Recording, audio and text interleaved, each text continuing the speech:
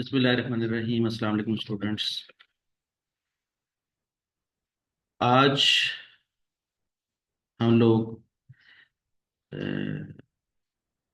कुछ MCQs solve करेंगे जो कि हम लास्ट टाइम जो चैप्टर हमने ख़त्म किया था एब्जॉर्प्शन कॉस्टिंग और मार्जिनल कॉस्टिंग, उसके एमसीक्यूज हम आज सॉल्व करेंगे और इस तरह हमारा absorption costing and marginal costing का चैप्टर मुकम्मल हो जाएगा।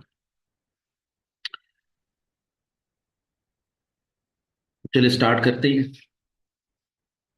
और उसी तरीके से ACCF2 की जो किट है उसमें से मैं आपको ये एमसीक्यूज करवा रहा हूँ।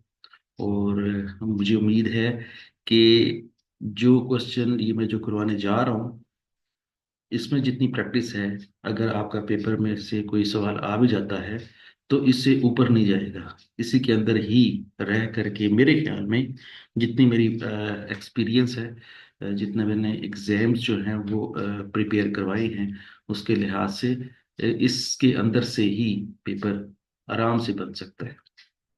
बल्कि ये जो क्वेश्चंस हैं ये ज़्यादा मुश्किल क्वेश्चंस हैं और हमारी तैयारी जो है ना वो इसमें ज़्यादा अच्छी हो जाएगी। इसके अलावा जितना भी कोई कहीं से मटेरियल मिलता है तो वो इससे ज़्यादा नहीं होगा। तो चलिए स्टार्ट लेते हैं। ये क्वेश्चन नंबर 147 है और इसमें जो डाटा है मैं आपको टाइम सेव करते हुए मैं डाटा खुद ही समझा देता हूँ और इसके क्वेश्चन को भी मैं सॉल्व करना सिखाता हूँ। गो के आपने इसका जो प्रीवियस नॉलेज लिया हुआ है और आप खुद भी इसको सॉल्व कर सकते हैं। आप भी मेरे साथ साथ जो है वो इसको रीड करें और इसको सॉल्व करने की कोशिश करें। मैं भी आपको मुश्किल पड़ने पर ये समझा। ठीक है। तो देखिए, एक कंपनी है PQR। वो कहते हैं कि एक ही प्रोडक्ट बेचते हैं। The cost card for that product is given below. Direct material आपकी वेरिएबल कॉस्ट है, डायरेक्ट लेबर भी आपकी वेरिएबल कॉस्ट है, वेरिएबल प्रोडक्शन ओवरहेड तो वैसे ही वेरिएबल कॉस्ट है। लेकिन फिक्स प्रोडक्शन ओवरहेड ये आपका फिक्स ओवरहेड्स है और इसको हम OAR भी कहते हैं। और आखिरी आखिर में लिखा हुआ है कि वेरिएबल सेलिंग कॉस्ट है आपकी 3 रुपये। अगर देखा जाए तो इस डाटे के लिहाज से इन सारी कॉस्टों को जमा करते हैं तो ये आपकी फुल कॉस्ट कहलाएगी। और फुल कॉस्ट का मतलब क्या होता है कि एब्जॉर्प्शन कॉस्टिंग के तहत फुल कॉस्ट कंसिडर की जाती है। ठीक है। और अगर मैं कहूँ आपको कि फुल कॉस्ट क्या है तो वो है 4+5+3+2। तो ये बन जाएगी 9 and 5 14। ये आपकी प्रोडक्शन कॉस्ट बन जाएगी, फुल प्रोडक्शन कॉस्ट बन जाएगी। लेकिन सिर्फ मार्जिनल कॉस्टिंग के लिहाज से कौन सी कॉस्ट बनेगी? 4+5+3। तो ये बन जाएगी 12। एब्जॉर्प्शन कॉस्टिंग की तहत टोटल कॉस्ट कितनी बनेगी? 14। और मार्जिनल कॉस्टिंग की तहत टोटल कॉस्ट कितनी बनेगी? 12। ठीक हो गया। और साथ ही वो कहना चाह रहा है कि आपकी जो सेलिंग प्राइस है वो 20 है। Budgeted fix overheads are based on budgeted production of 1000 units. वो कहता है कि ये जो आपने OAR कैलकुलेट किया है वो 1000 यूनिट्स की बुनियाद पर कैलकुलेट किया है। और ओपनिंग इन्वेंट्री आपकी 200 यूनिट्स है और क्लोजिंग इन्वेंट्री आपकी 150 यूनिट्स है। ठीक है। Sales during the period were 800 units and the actual fixed overheads incurred were 1500। चले जी, ये तो है आपका बेसिक डाटा। एक्चुअली सवाल क्या पूछ रहा है? सवाल ये पूछ रहा है कि what was the total contribution margin earn during the period. अच्छा, जब कभी भी सवाल के अंदर वो टोटल कंट्रीब्यूशन मार्जिन पूछता है ना, तो टोटल कंट्रीब्यूशन मार्जिन का जो जवाब है वो बड़ा सादा सा है। पहले इसका हम एक फार्मूला लिख लेते हैं कि टोटल कंट्रीब्यूशन मार्जिन का फार्मूला क्या होता है। मैं यहाँ पर TCM लिख रहा हूँ। TCM means total contribution margin. ठीक है। और उसका फार्मूला क्या है? Contribution margin per unit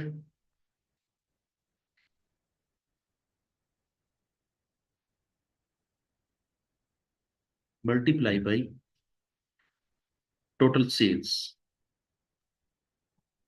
total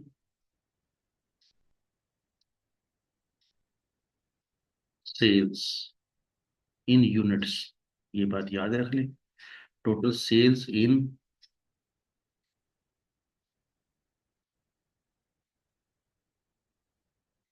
units.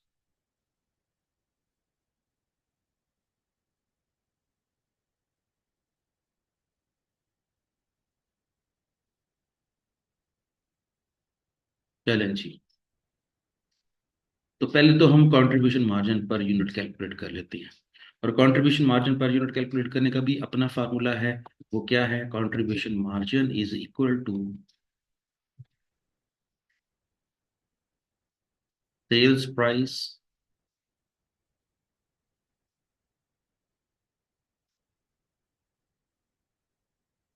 Minus all variable cost. All variable cost. ठीक है। अब हमारी सेल्स प्राइस कितनी है? 20 है। और ऑल वेरिएबल कॉस्ट का मतलब सुन लें, प्रोडक्शन वेरिएबल कॉस्ट भी और सेलिंग वेरिएबल कॉस्ट भी। और हमारे सवाल के अंदर जो प्रोडक्शन वेरिएबल कॉस्ट है वो है 4, 5 और 3। ये तीनों की तीनों आपकी प्रोडक्शन की वेरिएबल कॉस्ट है। और सेलिंग की वेरिएबल कॉस्ट कितनी है? 3। तो अब देखिए टोटल मिला के कितना हुआ? 4 + 5 + 3 12। 12 और 3 15।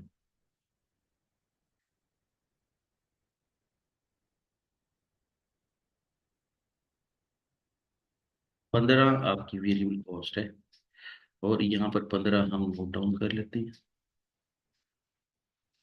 अगर हम कंट्रीब्यूशन मार्जिन कैलकुलेट करना चाह रहे हैं तो फिर सेल्स प्राइस में से सारी वेरिएबल कॉस्ट माइनस करें तो आपका कंट्रीब्यूशन मार्जिन पर यूनिट कितना हो जाएगा?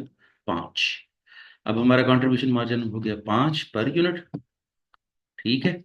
और कितने यूनिट बेचे हैं multiply by number of unit sold. और हमारे सवाल के अंदर यहाँ पर लिखा हुआ है कि आपकी जो सेल्स है वो कितनी है? 800 यूनिट्स है। तो हम यहाँ पे मल्टीप्लाई कर देते हैं 800 यूनिट्स के साथ। तो हमारा आंसर क्या आ जाएगा? आपका टोटल कंट्रीब्यूशन मार्जिन आ जाएगा। अगर आप 800 यूनिट बेचते हैं तो वो 4000 है। और 4000 के लिहाज से आपकी ऑप्शन सी लॉक होती है। तो इस क्वेश्चन के अंदर हमसे सिर्फ एक छोटी सी चीज पूछी गई है कि टोटल कंट्रीब्यूशन मार्जिन कैलकुलेट करें। और टोटल कंट्रीब्यूशन मार्जिन कैलकुलेट करने का फार्मूला मैंने राइट डाउन कर दिया है। आपने भी पहले से ही राइट डाउन किया होगा और आपने पहले से प्रैक्टिस भी की होगी। लेकिन मैं अपने तौर पर इसको समझाने के लिए आपके लिए मैंने फार्मूला भी लिख दिया है और इसको कैलकुलेट भी कर दिया है। और इसकी कैलकुलेशन करने के लिहाज से मैंने आपके सामने ये वर्किंग भी कर दी है। ठीक है। ये हमारी वर्किंग है। कह सकते हैं कि इसका नाम W1 रख सकते हैं। ठीक है। चले, अगर इसमें कोई मजीद क्वेश्चन हो तो फिर मुझसे आपने डिस्कस करना है। मैं इसको फिलहाल इरेज कर देता हूँ।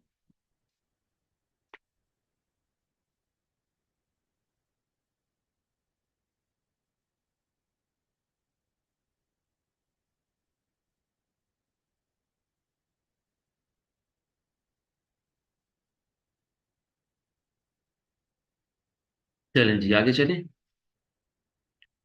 तो 147 हो गया हमारा क्वेश्चन। 148 की तरफ मूव करते हैं। 148 डाटा बिल्कुल छोटा सा है लेकिन सवाल बड़ा टेक्निकल है। इंशाल्लाह आपकी लर्निंग में भी इजाफा हो जाएगा। सिंपली वो ये कहना चाह रहा है कि एक कंपनी है, उसकी जो वेरिएबल कॉस्ट है वो 60% है सेल्स का। जो भी कोई सेल्स प्राइस होगी उसका 60% सिर्फ वेरिएबल कॉस्ट है। ठीक है। और उसकी जो फिक्स कॉस्ट है वो 10% है सेल्स का। जो भी कोई सेल्स प्राइस होगी उसका 10% फिक्स कॉस्ट है। चले, ये तो बात क्लियर होगी कि दो किस्म की कॉस्टों के बारे में जिक्र किया उसने। एक है आपकी वेरिएबल कॉस्ट और एक है आपकी फिक्स कॉस्ट। वेरिएबल कॉस्ट जो है वो 60% है सेल्स प्राइस का। जितनी भी सेल्स प्राइस होगी उसका 60% जो वेरिएबल कॉस्ट है, और जितने भी सेल्स प्राइस है उसका 10% कितना हो जाएगा? फिक्स कॉस्ट है। ये था आपका फिलहाल डाटा। अब वो क्वेश्चन क्या पूछ रहा है आपसे? वो कहता है कि if we were to increase the selling price. वो कहता है कि अगर ई किसी कंपनी का नाम है कि ई को अगर अपनी सेलिंग प्राइस 10% बढ़ानी पड़ जाती है and all other costs and production and sales volume were to remain the same, what would be the effect on E's contribution? वो कहते हैं कि E के contribution margin पे क्या असर पड़ेगा। अच्छा, यहां पर ये बात ज़हन में रख लें कि कहीं पर भी कोई भी अमाउंट नहीं दी हुई सवाल में।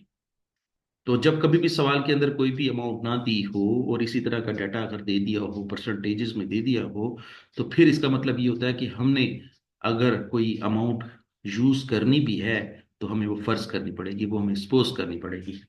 और हमारे इस सवाल के अंदर उसने जो है सेल्स प्राइस को बेस बना करके दो चीजों की परसेंटेज कैलकुलेट की हुई है। एक वेरिएबल कॉस्ट कैलकुलेट की हुई है 60%, और एक फिक्स कॉस्ट कैलकुलेट की हुई है जो कि 10% है। और ये दोनों की दोनों परसेंटेजेस को बेस बना रहा है सेल्स प्राइस के साथ, लेकिन सवाल के अंदर कहीं पर भी सेल्स प्राइस नहीं दी हुई। तो हम इस लिहाज से सेल्स प्राइस को जो है वो एज्यूम कर लेते हैं। अगर मैं कहूं आपको कि सेल्स प्राइस को एज्यूम करना है तो कोई भी अमाउंट एज्यूम कर लें। फॉर एग्जाम्पल मैं 100 एज्यूम कर लेता हूं कि 100 हमारी सेल्स प्राइस है। ठीक है, तो चले इसको थोड़ा सा देखते हैं कि हमारी सेल्स प्राइस क्या है। फिलहाल सेल्स प्राइस एज्यूम कर रहे हैं कि वो 100 है।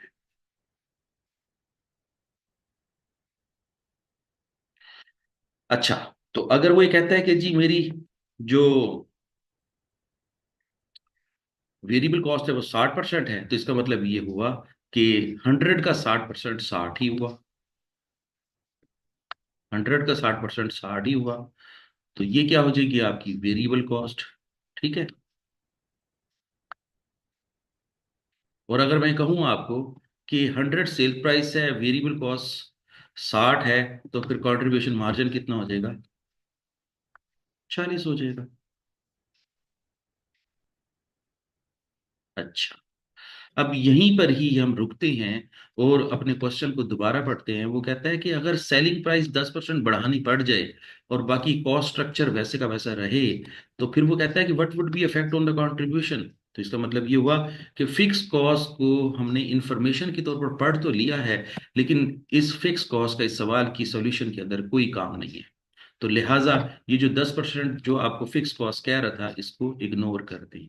और इग्नोर करने के बाद सिर्फ और सिर्फ इतने सवाल का जवाब देना है कि आपका कंट्रीब्यूशन मार्जिन में कितना इजाफा हुआ।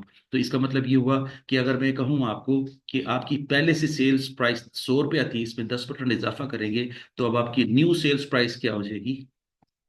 न्यू सेल्स प्राइस 100 का 10% 100 ही हो जाएगा। और अगर 10% इजाफा कर दे तो फिर वो कितनी हो जाएगी आपकी सेल्स प्राइस? 100 की जगह पे कितनी हो जाएगी? 110 हो जाएगी। ठीक हो गया। अच्छा, अब मैं अगर कहूं आपको कि जी वो कहता है कि वेरिएबल कॉस्ट वैसी की वैसी ही रहेगी। तो अगर वेरिएबल कॉस्ट वैसी की वैसी रहेगी तो फिर ये वेरिएबल कॉस्ट तो पहले भी 60 थी, अब भी 60 रहेगी। ठीक है, अब आपकी जो है ना वो कंट्रीब्यूशन मार्जिन कितना हो जाएगा? वेरिएबल कॉस्ट माइनस करने के बाद कंट्रीब्यूशन मार्जिन कितना हो जाएगा? 50 हो जाएगा। ठीक है। अच्छा, अब न्यू कंट्रीब्यूशन, बल्कि मैं इसको नाम देता हूं न्यू कंट्रीब्यूशन। अब आपका न्यू कंट्रीब्यूशन मार्जिन कितना हो जाएगा? 50 हो जाएगा। आपका पुराना कंट्रीब्यूशन मार्जिन कितना था? 40 था। आपका नया कंट्रीब्यूशन मार्जिन कितना है? 50 है। इसका मतलब ये हो कि कंट्रीब्यूशन मार्जिन में इजाफा कितना हुआ? Increase in contribution margin. ये मैंने एरो साइन लगाया हुआ है, एरो साइन ऊपर का मतलब ये है कि इंक्रीज। वो क्या होगा? 50 माइनस 40, तो आपकी कंट्रीब्यूशन में कितना इजाफा हो गया? अगर सेल्स प्राइस 10% बढ़ा दें तो आपके कंट्रीब्यूशन मार्जिन में 10 रुपए का इजाफा हो गया। 10 रुपए कह लें या $10 कह लें या 10 पाउंड कह लें, कुछ भी कह लें, $10 का इजाफा हो। $10 का इजाफा तो हमने कैलकुलेट कर लिया, लेकिन वो कहता है कि ये what be effect on the contribution, आपके कंट्रीब्यूशन पे कितना असर पड़ेगा? इसका जवाब भी परसेंटेज में देना है। तो जब इसका जवाब परसेंटेज में देना है तो फिर लिखेंगे percentage increase in contribution margin. Percentage increase in contribution margin. तो अब फार्मूला क्या बनेगा? इंक्रीज इन कंट्रीब्यूशन कितना है? 40 है। और प्रीवियस कंट्रीब्यूशन मार्जिन कितना है? 40। ठीक है। इजाफा कितना है? 10 का। कहां से ये इजाफा स्टार्ट हुआ था? 40 से स्टार्ट हुआ था।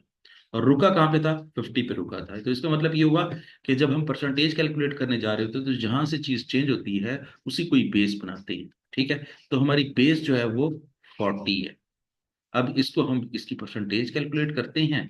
और परसेंटेज जब कैलकुलेट करेंगे तो आंसर आ जाएगा 25%। इसका मतलब ये हुआ कि अगर 10% सेल्स प्राइस में इजाफा करते हैं तो हमारे कंट्रीब्यूशन मार्जिन में 25% इजाफा होता है।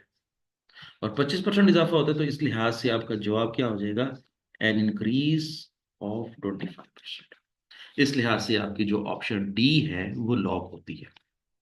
Delta will be the final answer of our question 148। तो चले यहाँ पर देखिए, अगर आपकी कोई बात समझ में नहीं आती तो मुझसे डिस्कस कर ले। और हमारा ये क्वेश्चन मुकम्मल हो गया। आगे चलते हैं।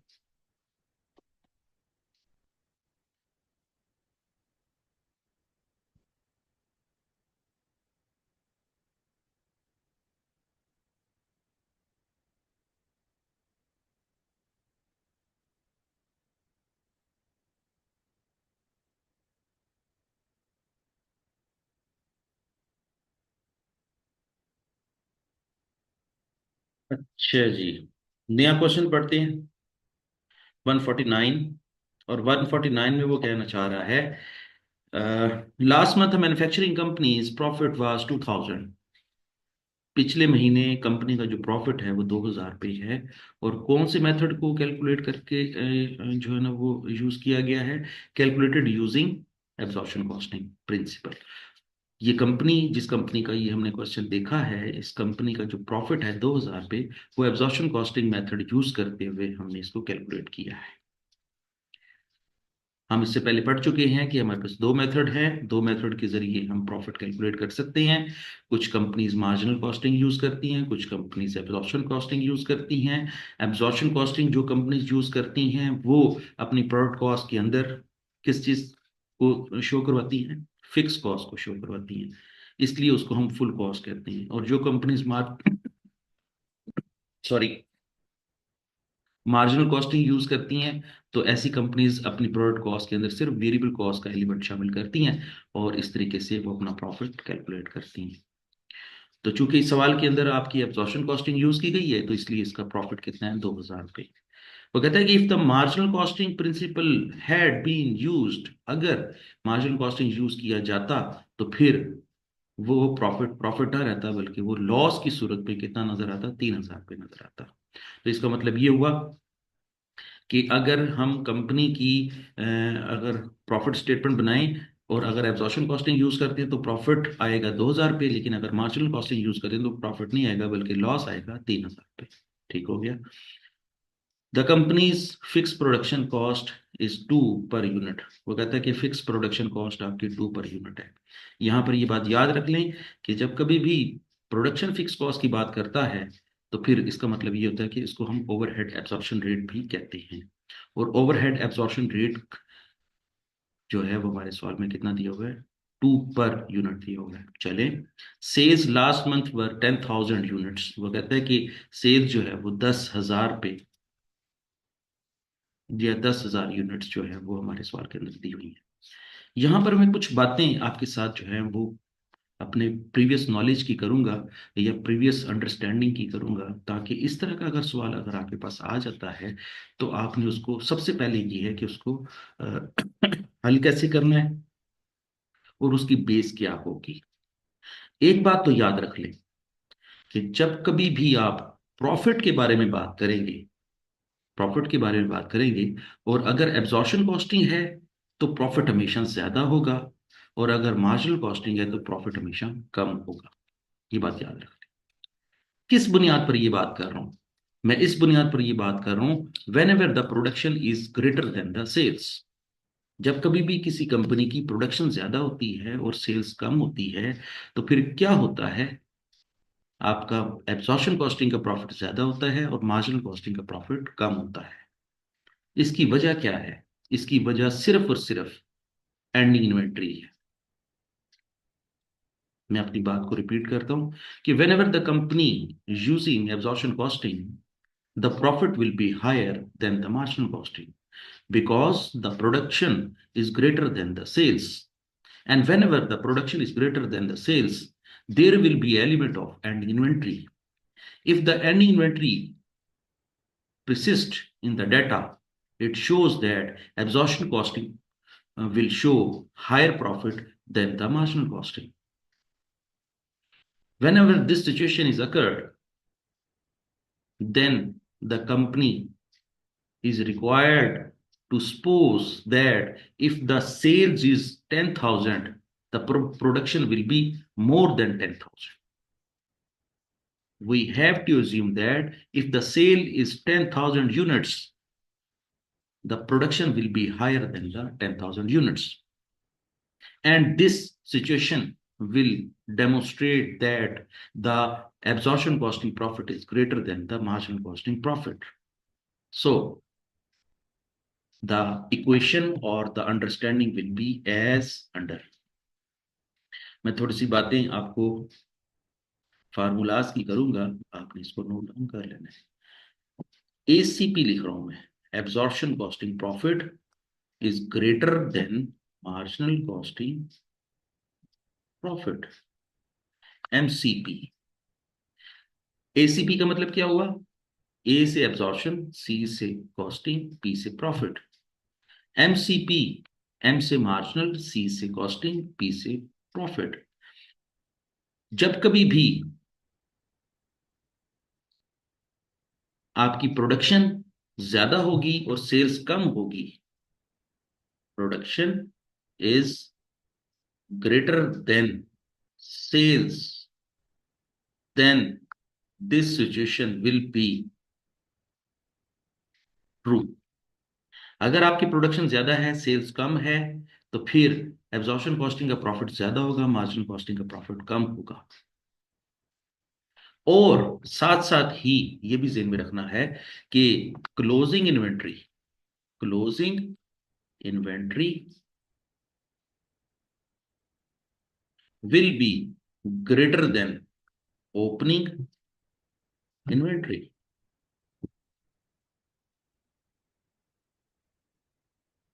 क्लोजिंग इन्वेंट्री जब ओपनिंग इन्वेंट्री से ज्यादा होती है, तब भी क्या होता है कि एब्जॉर्प्शन कॉस्टिंग जो है वो प्रॉफिट ज्यादा शो करती है, मार्जिन कॉस्टिंग प्रॉफिट कम शो करती है। अब हम देखते हैं कि हमारे पास इस क्वेश्चन के अंदर जो प्रॉफिट की स्टेटमेंट है वो क्या है। एब्जॉर्प्शन कॉस्टिंग का प्रॉफिट 2000 पे नजर आ रहा है, ये देखिए एब्जॉर्प्शन कॉस्टिंग का प्रॉफिट कितना नजर आ रहा है, 2000 पे।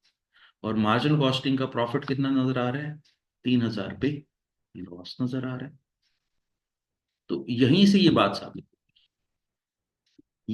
बात साबित होगी कि प्रॉफिट की अमाउंट है 2000 पे, लेकिन इसी सिचुएशन में प्रॉफिट नहीं है, लॉस है, मार्जिनल कॉस्टिंग। तो हमने क्या करना है, हमने इस क्वेश्चन के अंदर ढूंढना क्या है, what was the last month production in units. हमें इस क्वेश्चन के अंदर प्रोडक्शन हमारे से पूछी गई है कि हमारी प्रोडक्शन क्या है। हमें सेल्स तो पता है 10,000 है, लेकिन हमने अपनी अंडरस्टैंडिंग से ये चीज अ, सीखनी भी है और साबित भी करनी है कि 10,000 से ज्यादा ही प्रोडक्शन होगी।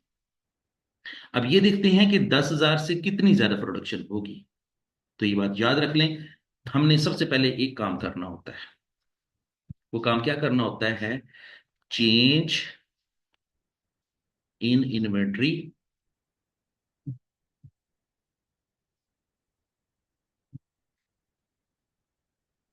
Change in inventory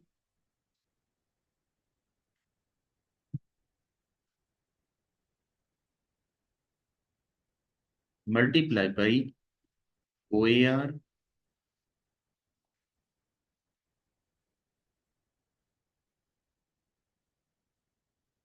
is equal to change in profit. अच्छा, चेंज का ये इस तरह भी हम शो कर सकते हैं। ये एक तीन कोनों वाली जो है ना वो एक निशान होता है, इकोनॉमिक्स में भी यूज होता है। तिकोण भी कहते हैं उसको, मुसल्लस भी कहते हैं।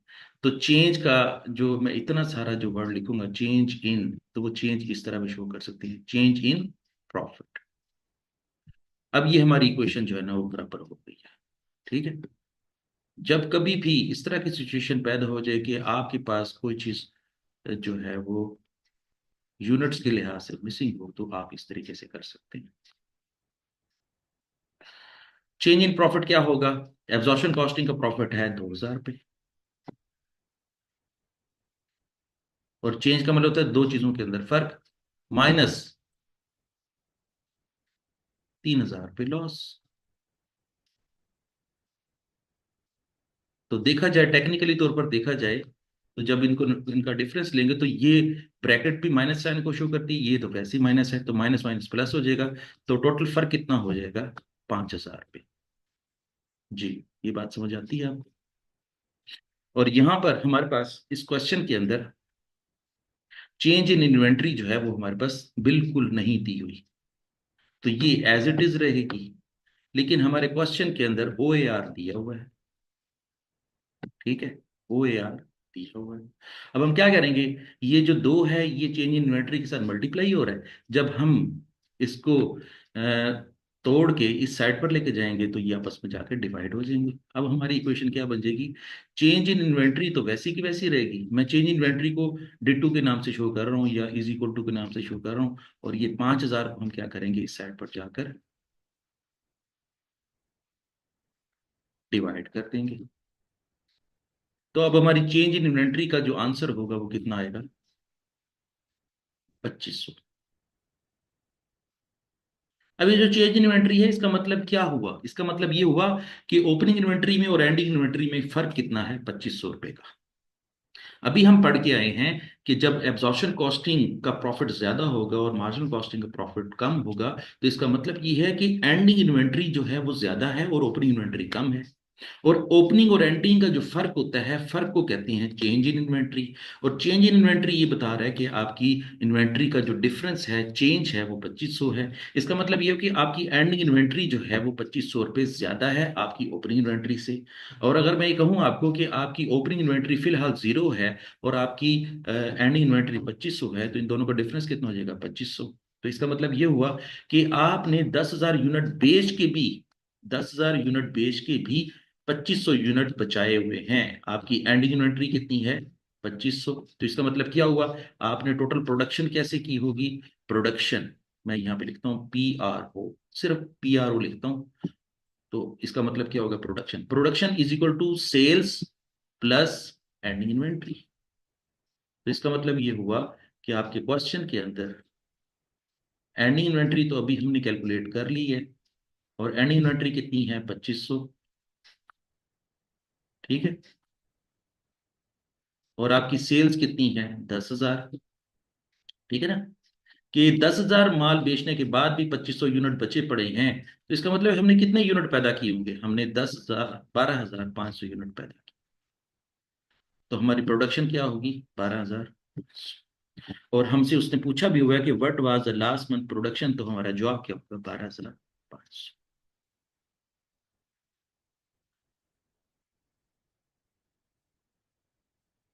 ये हमारा आंसर है। मैं इस वर्किंग को थोड़ा सा दोबारा रिपीट कर देता हूं ताकि आपको ये बात सारी समझ आ जाए।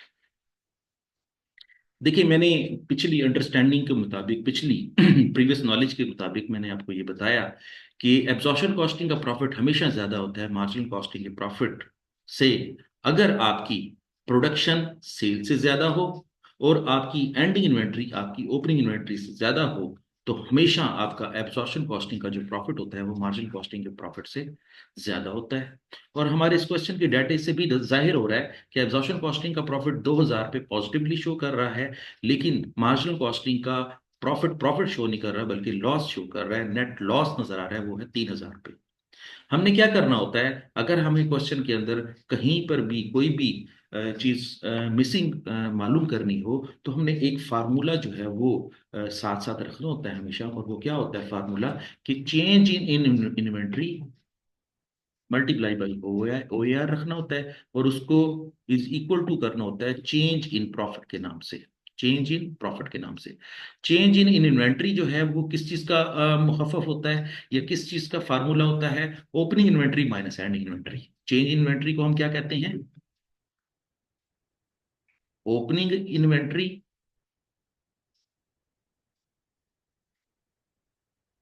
Minus ending inventory. ये बात याद रख लें। चेंज इन इन्वेंट्री का मतलब क्या होता है? Opening inventory minus ending inventory. अच्छा, तो हमारे पास ना ओपनिंग है ना एंडिंग है, तो हमने इसको इसी नाम से ही हर वक्त रखना है। और इस नाम से रखेंगे तो फिर आगे हम सवाल हल करेंगे, और फिर ओ ए आर से मल्टीप्लाई कर देते हैं। ठीक है, चेंज इन इन्वेंट्री को ओ ए आर से मल्टीप्लाई कर देते हैं और इज इक्वल टू लगाते हैं, और उसके बाद लिखते हैं चेंज इन प्रॉफिट। और चेंज इन प्रॉफिट क्या है? The difference between two profits. One profit is absorption costing profit and second profit is margin costing profit. तो हमने दोनों प्रॉफिट का डिफरेंस लेना है। एब्जॉर्प्शन कॉस्टिंग का प्रॉफिट 2000 पे दिया हुआ है, मार्जिन कॉस्टिंग का प्रॉफिट प्रॉफिट नहीं है, लॉस है, तो लॉस में हमने शो कर दिया। ठीक है, अब लॉस को ब्रैकेट में शो करेंगे और माइनस का साइन जो है ना वो चलता रहेगा, और 2000 पे लिख देंगे। अब ये माइनस माइनस से प्लस हो जाएगा, और 3000 जमा 2000 5000 हो जाएगा। ठीक है, और अगर ये होता ही प्रॉफिट, ये 3000 पे प्रॉफिट होता है, ठीक है, और ये 2000 पे प्रॉफिट होता, तो फिर डिफरेंस कितना होता है? कि 1000। ठीक है, माइनस का 1000 होता है। ठीक है, और अगर चेंज इन इन्वेंट्री यहाँ पर सवाल में कहीं पर भी कुछ भी नहीं दिया हुआ, तो फिर चेंज इन्वेंट्री को एज इट इज लिखने के लिए मैं क्या कहूंगा? इधर डिटो लिख दूंगा। ठीक है, और फिर ओ ए आर की अमाउंट को यहाँ पुट कर दूंगा। ये दोनों आपस में मल्टीप्लाई हो रहे हैं। जिस वक्त इसको इस कांस्टेंट फिगर को जो है ना वो इस साइड पर लेके जाऊंगा तो डिवाइड हो जाएगा। पहले से कांस्टेंट फिगर 5000 पे लिखी हुई है, उसको दो पे तकसीम कर देंगे तो आंसर कितना आ जाएगा? 2500। इसका मतलब चेंज इन इन्वेंट्री जो है वो 2500 रुपये है। और चेंज इन इन्वेंट्री का मतलब क्या है? ओपनिंग इन्वेंट्री में से एंडिंग इन्वेंट्री माइनस करें तो आंसर कितना आता है? 2500 रुपये। अब ये 2500 क्या शो करता है? कि आपकी एंडिंग इन्वेंट्री 2500 रुपये ज्यादा है। और अगर मैं कहूं आपको कि इस क्वेश्चन के अंदर दो चीजें, एक वक्त में दो चीजें कभी भी मिसिंग नहीं होती, एक वक्त में एक चीज मिसिंग होती है। अगर ओपनिंग मिसिंग होगी तो एंडिंग कैलकुलेट करेंगे, एंडिंग मिसिंग होगी तो ओपनिंग कैलकुलेट करेंगे। ठीक है, अच्छा, तो इसका मतलब ये हुआ कि हमारे सवाल के अंदर अगर एंडिंग इन्वेंट्री जो है ना हमने कैलकुलेट कर ली है, तो ओपनिंग इन्वेंट्री को हमने जीरो तस्वर करना है। और अगर आपकी ओपनिंग इन्वेंट्री जीरो है, एंडिंग इन्वेंट्री 2500 है, तो इसका मतलब क्या हुआ? कि अगर हमारे सवाल के अंदर 10,000 यूनिट बेच भी लिए हैं और बेचने के बाद भी 2500 यूनिट बचे पड़े हैं, तो इसका मतलब ये हुआ कि हमने प्रोडक्शन 10,000 से ज्यादा की थी।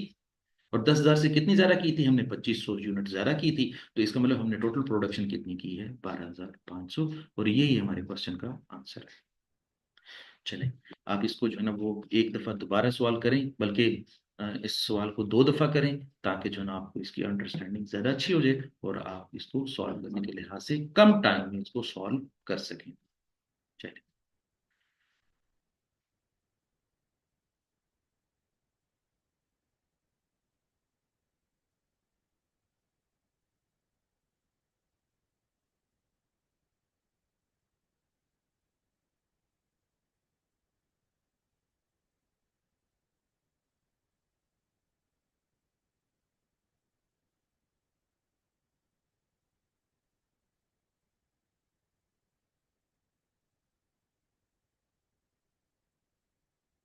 चलें, नेक्स्ट सॉल्व करते हैं।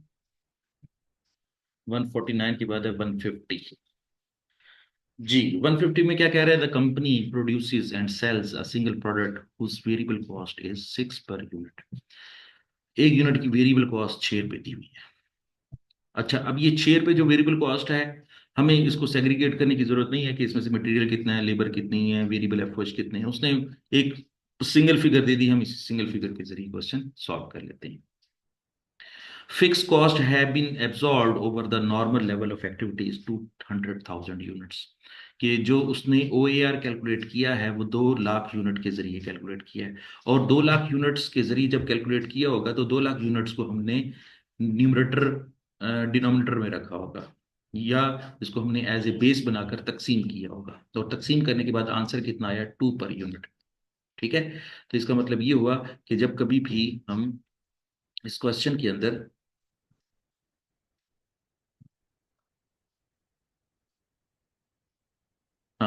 इस क्वेश्चन के अंदर जब कभी भी हम ओ ए आर कैलकुलेट करते हैं तो ओ ए आर का फार्मूला क्या होता है, आप जरा नोट डाउन कर लें।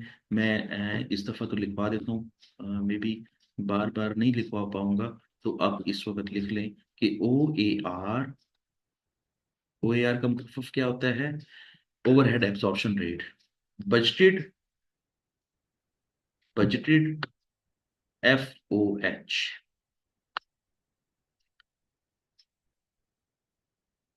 Budgeted F O H divided by budgeted activity.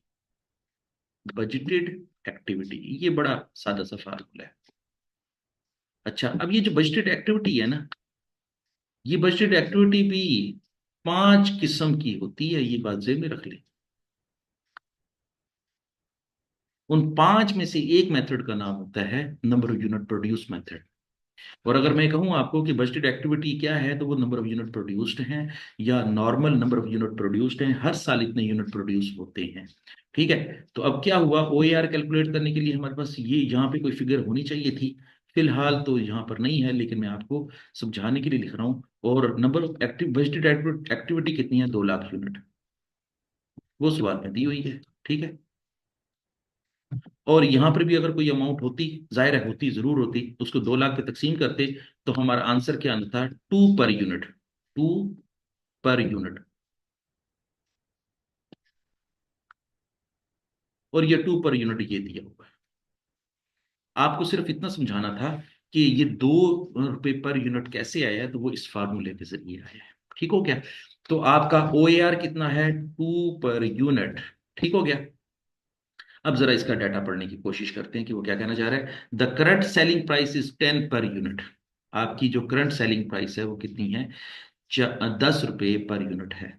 और अगर हम यहीं पर ही थोड़ा सा रुक के देखें हमारा कंट्रीब्यूशन मार्जिन कितना है, तो वो कंट्रीब्यूशन मार्जिन कैलकुलेट कर सकते हैं।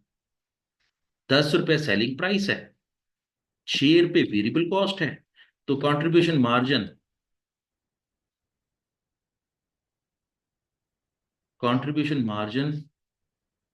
पर यूनिट कितना होगा, 4 रुपए।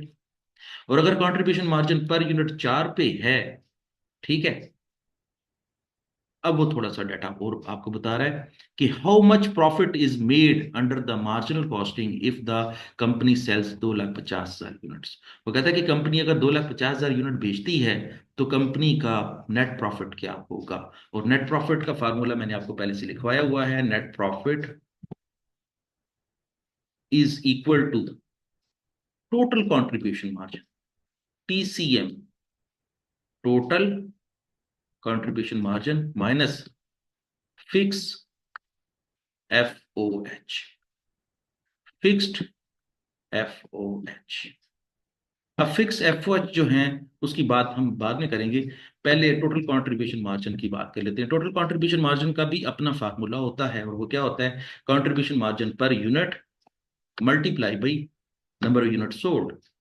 तो हमारे नंबर ऑफ यूनिट सोल्ड कितने हैं, 2,50,000। तो टोटल कंट्रीब्यूशन मार्जिन कितना हो जाएगा,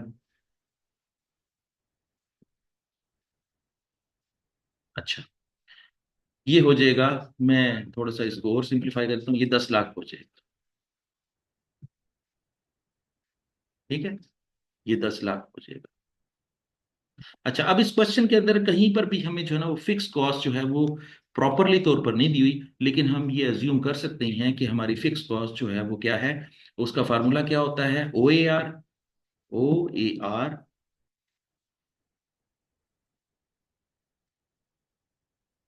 multiply by actual activity, actual activity,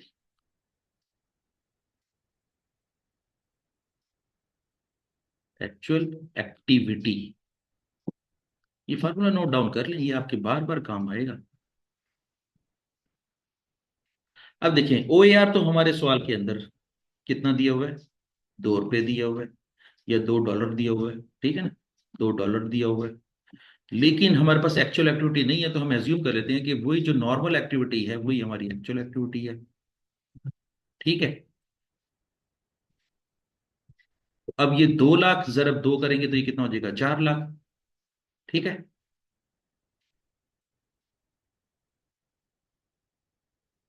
और हमारा टोटल कंट्रीब्यूशन मार्जिन कितना है, 10 लाख। तो 10 लाख में से 4 लाख माइनस करें तो बाकी कितना बचता है? 6 लाख। तो इसका मतलब ये हुआ कि हमारा नेट प्रॉफिट कितना होगा? 6 लाख। अगर हम 2,50,000 यूनिट बेचते हैं तो फिर हमारा नेट प्रॉफिट क्या होगा? 6 लाख रुपए। और इस लिहाज से हमारी जो ऑप्शन क्लिक करती है वो है ऑप्शन बी। ऑप्शन बी हमारी क्लिक करती है। वो कहता है कि जी अगर हम 2,50,000 यूनिट बेचते हैं तो हमारा नेट प्रॉफिट क्या होगा? 6 लाख रुपए।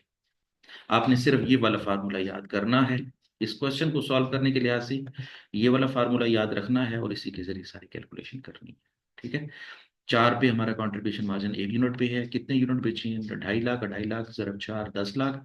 और फिक्स एफ एच सवाल में नहीं दी हुई लेकिन हम खुद कैलकुलेट करेंगे। और फिक्स एफ एच को कैलकुलेट करने का फार्मूला क्या होता है? O A R multiply by actual number of units produced. ये एक्चुअल एक्टिविटी। यहाँ पे क्या लिखा हुआ है मैंने? एक्चुअल एक्टिविटी लिखा हुआ। और एक्चुअल एक्टिविटी का मतलब क्या है? Actual number of unit produced. और actual number of units produce सवाल में तो नहीं दिए हुए लेकिन हम एज्यूम करते हैं कि यही आपके जो है ना वो actual number of unit produced हैं। हम क्या करेंगे? 2 लाख जरब 2 से जरब देंगे तो आपका 4 लाख हो जाएगा। 4 लाख आपकी फिक्स कॉस्ट है। 10 लाख रुपए आपकी टोटल कंट्रीब्यूशन मार्जिन है। टोटल कंट्रीब्यूशन मार्जिन में से फिक्स कॉस्ट माइनस करें तो बाकी जो बचता है 4 6 लाख। 6 लाख आपका क्या होगा? नेट प्रॉफिट होगा। और इस लिहाज से हमारी जो ऑप्शन बीटा है वो लॉक होती है। और ऑप्शन बीटा के लिहाज से हमारे सवाल सही है। चलिए जी आगे चलते हैं।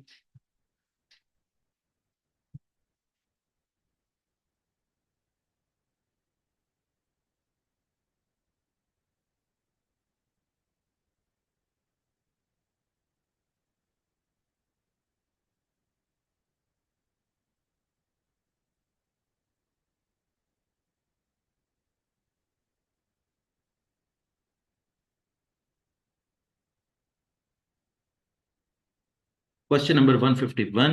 A company manufactures and sells single product. For this month, the budget fixed production overhead are 48,000.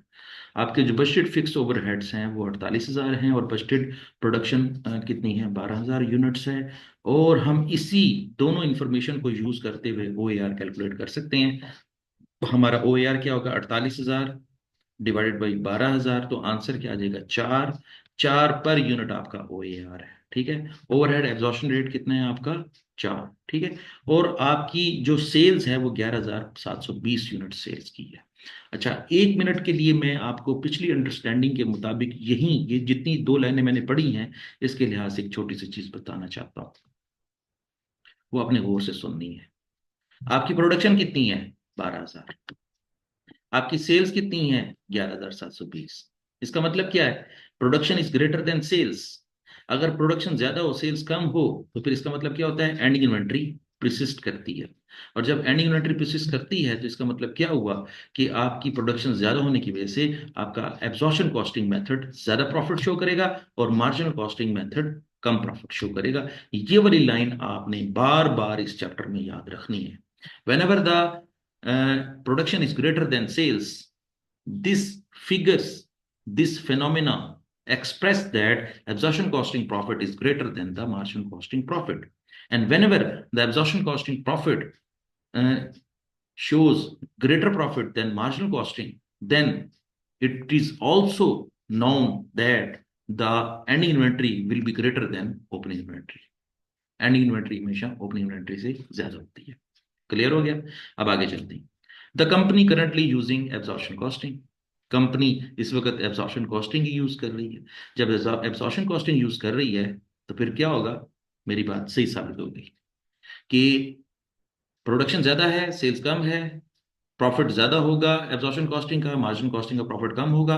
और फिर उसने खुद भी लिख दिया है कि कंपनी एब्जॉर्प्शन कॉस्टिंग यूज करती है। तो इसका मतलब ये हुआ कि कंपनी सही, ये जो मैंने बात की थी वो बिल्कुल सही साबित हुई कि कंपनी एब्जॉर्प्शन कॉस्टिंग ही यूज करती है। ठीक हो गया? अब देखिए आगे चलते हैं। If the company used marginal costing principle. अगर company marginal costing principle use करती, किया नहीं है, एब्जॉर्प्शन कॉस्टिंग यूज किया, अगर करती इंस्टेड ऑफ एब्जॉर्प्शन कॉस्टिंग को यूज करती for this month, what would be the effect on the budgeted profit? अब आपको मैंने एक लाइन पहले बता चुका हूं। वो क्या लाइन बताया है? कि मार्जिनल कॉस्टिंग का प्रॉफिट कम होगा एब्जॉर्प्शन कॉस्टिंग का प्रॉफिट ज्यादा होगा। ठीक है। अब इसका मतलब क्या हुआ कि जब कभी भी हम वो कहता है कि अब मुझे ये कैलकुलेट करके बताएं कि अगर मार्जिनल कॉस्टिंग यूज करें तो प्रॉफिट क्या होता। तो ये बात याद रखने, प्रॉफिट कम होगा। जितना भी प्रॉफिट होगा ना एब्जॉर्प्शन कॉस्टिंग का, उससे मार्जिनल कॉस्टिंग का प्रॉफिट कम होगा। पहली बात तो ये साबित करनी है हमने। और ये बात याद भी रखनी है कि आंसर हमारा मार्जिनल कॉस्टिंग का छोटा होगा और एब्जॉर्प्शन कॉस्टिंग का आंसर बड़ा। चले, अब ये देखें, मैंने आपके साथ पहले भी एक क्वेश्चन में एक फार्मूला शेयर किया था, अब दोबारा शेयर करता हूं कि चेंज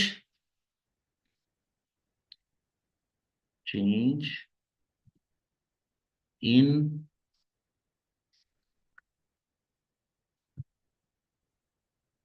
इन्वेंट्री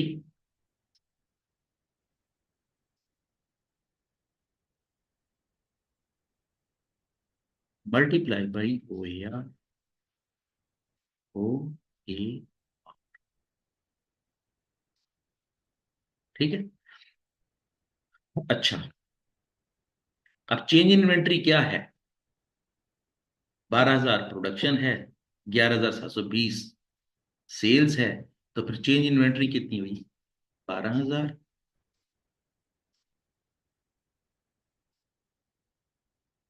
माइनस 11,720।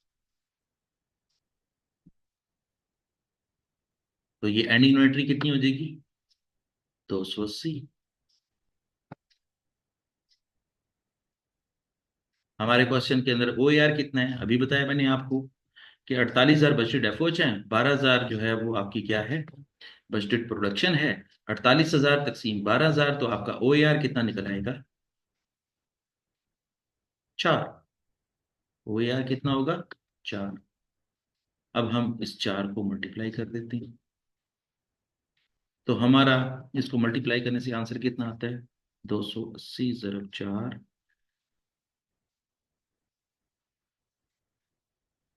1120। आंसर क्या आया? 1120। और ये 20 क्या है? Change in profit. Change in profit. It means कि अगर हमारा सवाल एब्जॉर्प्शन कॉस्टिंग नहीं है, मार्जिनल कॉस्टिंग है, तो हमारा प्रॉफिट जो है वो कितना तब्दील होगा? एब्जॉर्प्शन कॉस्टिंग की जगह पे मार्जिनल कॉस्टिंग यूज करेंगे तो कितना तब्दील होगा? 1120। और 1120 तब्दील होने का मतलब क्या है कि आपकी जो मार्जिनल कॉस्टिंग है वो कम प्रॉफिट शो करेगी। कम प्रॉफिट शो करने का मतलब ये है कि मार्जिनल कॉस्टिंग का प्रॉफिट एब्जॉर्प्शन कॉस्टिंग के प्रॉफिट से कम होगा। कितना कम होगा? 1120। इस लिहाज से आपकी कौन सी ऑप्शन क्लिक करती है? Option B click. ये वाला फार्मूला आप याद कर लें। मैं पहले बता रहा हूं कि ये वाला फार्मूला आपके अगले सारे क्वेश्चंस में आएगा। और मुझे उम्मीद है कि अगर आप अभी भी ये फार्मूला याद कर लें, इस फार्मूले को अप्लाई करना सीख लें, तो आपके ये सारे अगले क्वेश्चन जो है ना वो सॉल्व हो जाएंगे। Change in profit is equal to change in inventory multiply by O A R हमारे क्वेश्चन में दिया हुआ है 4। और चेंज इन इन्वेंट्री क्या है? आपकी प्रोडक्शन है आपकी कितनी है? 12,000। आपकी सेल्स कितनी है? 11,720। आपकी एंडिंग इन्वेंट्री कितनी है? 280। 280 को मल्टीप्लाई करते हैं 4 से, तो आंसर आया था 1120। हमने ये थ्योरी पढ़ी हुई है कि अगर एब्जॉर्प्शन कॉस्टिंग अगर यूज करेंगे तो प्रॉफिट ज्यादा होगा, मार्जिनल कॉस्टिंग यूज करेंगे तो प्रॉफिट कम होगा। एब्जॉर्प्शन कॉस्टिंग का तो प्रॉफिट का आंसर नहीं दिया हुआ, लेकिन हमें ये पता है कि चूंकि मार्जिनल कॉस्टिंग का प्रॉफिट कम होगा तो कम कितना होगा? 1120 रुपये कम होगा। और हमें उसने यही पूछा हुआ है पूरी 4 के 4 ऑप्शंस में कि प्रॉफिट जो है वो मार्जिनल कॉस्टिंग का कम होगा, ज्यादा होगा, कितना होगा, कितना नहीं होगा, वो आपसे पूछा हुआ है। फिगर तो हमने कैलकुलेट कर ली है कि 1120 जो है ना हमारी फिगर है। लेकिन हमें ये पता है कि मार्जिनल कॉस्टिंग का प्रॉफिट कम होता है। और कम का मतलब क्या है कि हमारा आंसर जो है ना वो 1120 रुपये लोअर ही हमारा आंसर फिट इन होगा।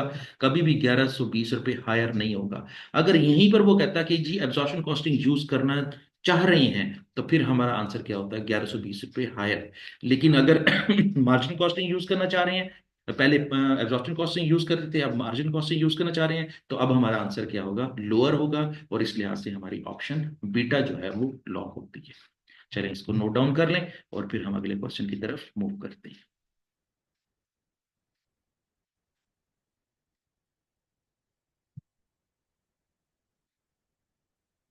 चलें, ये फार्मूला मैं बार बार नहीं लिखूंगा, मैं सिर्फ सवाल आपको हल करवाऊंगा ताकि ये जल्दी जल्दी जो है ना वो आपका टाइम भी बचे और आपकी अंडरस्टैंडिंग भी पूरी हो जाए और आपके क्वेश्चन भी सॉल्व हो जाए। चलें, 152 कैलकुलेट करते हैं। वाओ, मैं पहले से बता देता हूँ कि 152 जो है वो रिकंसिलिएशन ऑफ प्रॉफिट का क्वेश्चन है। और उससे भी ज्यादा अच्छी बात यह है कि ये क्वेश्चन हमने किताब में से सॉल्व किया है। मैं दोबारा पढ़ता हूं, मुझे उम्मीद है कि आपको खुद भी कैलकुलेट करना आ जाएगा। व्हेन ओपनिंग इन्वेंट्री वाज 8500, आपकी ओपनिंग इन्वेंट्री जो है वो 8500 है, आपकी क्लोजिंग इन्वेंट्री 6750 है। आप देखें जरा, शुरू से ही अंदाजा लगाएं। ओपनिंग इन्वेंट्री अगर एंडिंग इन्वेंट्री से ज्यादा होती है ना, तो फिर क्या होता है, मार्जिनल कॉस्टिंग का जो प्रॉफिट है वो ज्यादा होता है। ओपनिंग इन्वेंट्री अगर ज्यादा होगी, एंडिंग इन्वेंट्री कम होगी, तो मार्जिनल कॉस्टिंग का प्रॉफिट ज्यादा होगा। अगर ओपनिंग इन्वेंट्री कम होगी, एंडिंग इन्वेंट्री ज्यादा होगी, तो एब्जॉर्प्शन कॉस्टिंग का प्रॉफिट ज्यादा होगा। अब देखें जरा, मेरी जो बात मैंने की है इसको जेहन में रखना है और फिर आगे सवाल पढ़ते हैं। A firm had profit of 62,100 रुपये यूजिंग मार्जिनल कॉस्टिंग। वो कहता है कि मार्जिनल कॉस्टिंग के जरिए प्रॉफिट जो है वो 62,100। मैं दोबारा अपनी बात रिपीट करता हूँ। मैं दोबारा आपको ये जहां तक जो पढ़ लिया है हमने, मार्जिनल कॉस्टिंग तक जो पढ़ लिया है, मैं इस बात को दोबारा करता हूँ। नोट डाउन कर लें।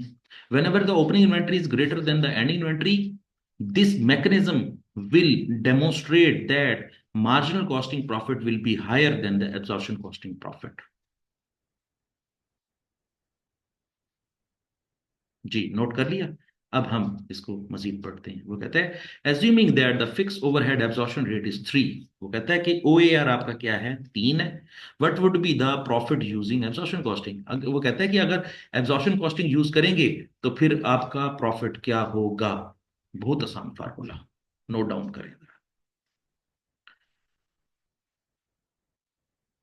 मैं यहां पर लिखता हूं, मार्जिनल कॉस्टिंग प्रॉफिट। अच्छा, ये सवाल कल हमने कैलकुलेट किया था। ये सवाल हमने पिछले सेशन में जो है ना वो कैलकुलेट किया था। ये तो मैं अब दोबारा हल कर रहा हूँ, आप जरा देखना। किताब में भी यही सवाल दिया हुआ है, बाई चांस यही सवाल दिया हुआ। मार्जिनल कॉस्टिंग प्रॉफिट कितना है, 62,100। और मैंने क्या कहा था कि चेंज इन इन्वेंट्री क्या है, 8500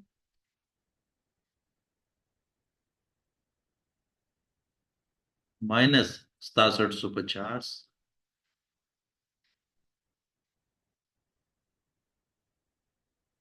change in inventory multiply by OAR, multiply by OAR। ठीक है। अच्छा जी, चलें। अब आपका क्वेश्चन के अंदर चेंज इन्वेंट्री कितनी है, 8500 माइनस 6750। 8500 माइनस 6750। ठीक है। और मल्टीप्लाई बाई OAR कितना है आपका, 3। Multiply by 3। मैं यहाँ पे डायरेक्ट जो है वो आपके सामने OAR ही लिख रहा हूँ। ओ सॉरी, OAR की फिगर ही लिख रहा हूँ। ठीक है, ताकि जो है ना डायरेक्ट सवाल ही हल करें। तो OAR कितना है, 3 है। ठीक है। अच्छा, और ये 62,100 ऐसे का ऐसा उतर आएगा। अच्छा जी, तो अब हम क्या करेंगे, 1750 ज़रब 3 टोटल कितना हो गया, 5250। ये 5250 रुपये हमने क्या करना है, माइनस कर देना है। जब कभी भी हमारे सवाल के अंदर ओपनिंग इन्वेंट्री ज्यादा होगी, एंडिंग इन्वेंट्री कम होगी, तो हमने क्या करना है, OAR से मल्टीप्लाई करके ये फिगर जो है वो यहां से माइनस कर देनी है। माइनस करेंगे तो हमारा आंसर आ जाएगा। पहले ये आंसर था मार्जिनल कॉस्टिंग का, अब इसी को माइनस करने से आंसर आ जाएगा 62,100 माइनस आंसर। आंसर आ जाएगा 56,850। 56,850। अब देख लें, जब कभी भी ओपनिंग इन्वेंट्री ज्यादा हो, एंडिंग इन्वेंट्री कम होगी, तो मार्जिन कॉस्टिंग का प्रॉफिट ज्यादा होगा। और जब ये ज्यादा होगा तो जाहिर है अल्टीमेटली एब्जॉर्प्शन कॉस्टिंग का प्रॉफिट जो है ना वो कम होगा। तो अब देखें ये जो प्रॉफिट का आंसर आया है ये आपका क्या है, एब्जॉर्प्शन कॉस्टिंग का प्रॉफिट आया है। अब ये एब्जॉर्प्शन कॉस्टिंग का प्रॉफिट है। और हमारी थ्योरी के मुताबिक whenever the opening inventory is greater than the ending inventory, the resulting profit figure of the absorption costing will be lower than the marginal costing. Marginal costing की अगर 12,000 है तो फिर एब्जॉर्प्शन कॉस्टिंग की इससे कुछ कम ही होगी, और देखें कम ही है, 56,850 रुपये एब्जॉर्प्शन कॉस्टिंग का प्रॉफिट है। तो चलें, हमारे क्वेश्चन का जो आंसर है वो है 56,850। वो आपसे यही पूछ रहा है कि अगर 56,800, अगर एब्जॉर्प्शन कॉस्टिंग प्रॉफिट यूज करेंगे तो फिर आंसर क्या होगा, 56,850। ठीक हो गया, ये है आपका क्वेश्चन का solution.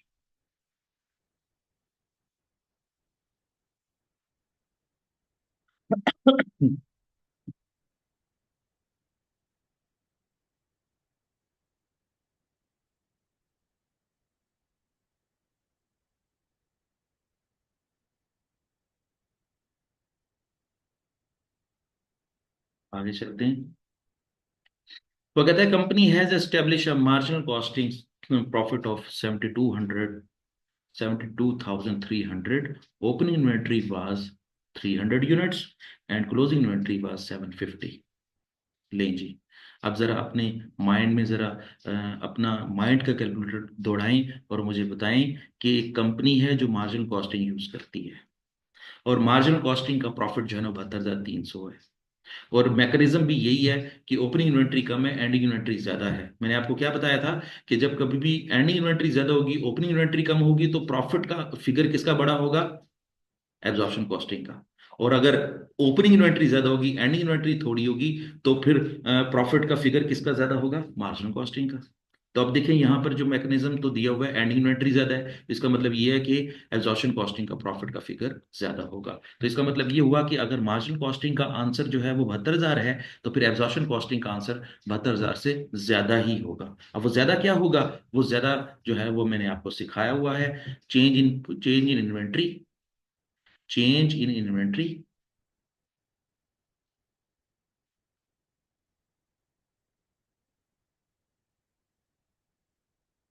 in inventory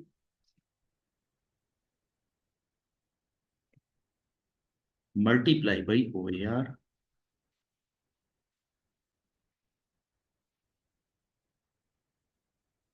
is equal to change in profits, change in profits।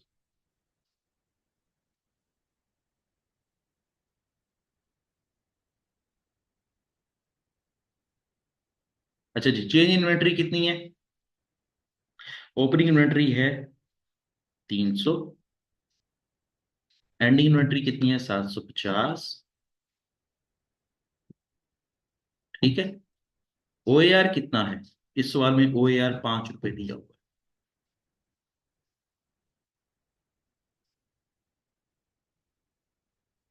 तो 300 माइनस 400, 750, 450 हो जाएगा, 450 जरा 5 करेंगे तो आंसर आ जाएगा 2250।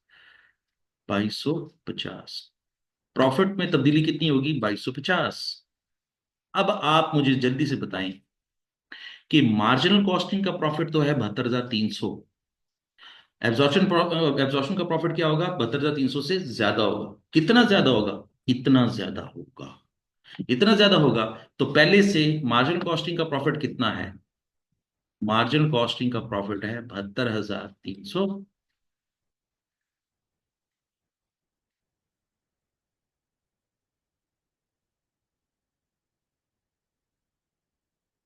तो फिर एब्जॉर्प्शन कॉस्टिंग का प्रॉफिट कैलकुलेट करने के लिए क्या करेंगे, प्लस कर देंगे, इज इक्वल टू ये। अब उसमें प्लस करेंगे 2250, तो 2250 प्लस करने से अब हमारा प्रॉफिट कितना आ जाएगा, 74,550, 74,050।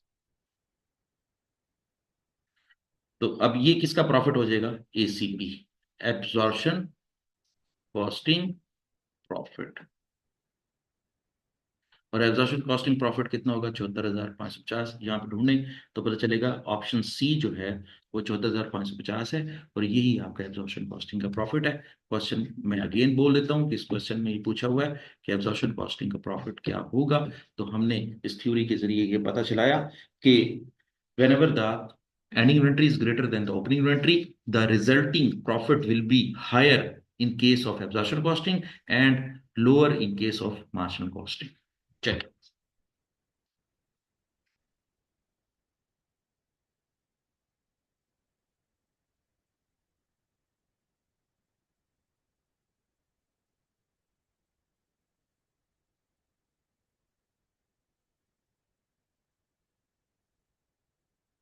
154 बहुत आसान सवाल। ये आप आराम से इसका जवाब दे सकते हैं। मैंने बहुत सारी बातें अब तक जितनी भी बोली हैं आज के सेशन में, वो अगर सारी की सारी बातों को अगर आप नोट डाउन कर चुके हैं तो ये जो 154 है इसका जवाब बड़ी आसानी से दे सकेंगे। The cost of a product includes allowance for the fix production overhead. वो कहता है कि प्रोडक्ट कॉस्ट के अंदर फिक्स प्रोडक्शन का एलिमेंट अगर शामिल कर लें तो वो कौन सा बनता है? मार्जिनल कॉस्टिंग बनता है या एब्जॉर्प्शन कॉस्टिंग बनता है? तो जल्दी से आप भी जवाब दें, मेरे मुताबिक इसका जवाब क्या बनता है? Absorption costing. दूसरी स्टेटमेंट पढ़ते हैं। The cost of a product represents the additional cost of producing an extra unit. वो कहता है कि जी जो प्रोडक्ट कॉस्ट होती है ना, वो हर नई यूनिट के ऊपर जितनी कॉस्ट एक्स्ट्रा लगती है, उस मेथड को हम क्या कहते हैं? मार्जिनल कॉस्टिंग कहते हैं। बड़ी सिंपल सी बात है कि अगर एक यूनिट ज्यादा पैदा करना है तो एक एक यूनिट ज्यादा का रॉ मटेरियल लगेगा, लेबर लगेगी, वेरिएबल एफर्ट्स लगेंगी। अगर प्रोडक्शन घटानी है तो कॉस्ट घट जाएगी, प्रोडक्शन बढ़ानी है तो कॉस्ट बढ़ जाएगी। जैसे ही जो है ना वो कॉस्ट चेंज होती है, चेंज होने के नाम को हम क्या कहते हैं? मार्जिनल कॉस्टिंग कहते हैं। ठीक हो गया? तो ये था इसका जवाब।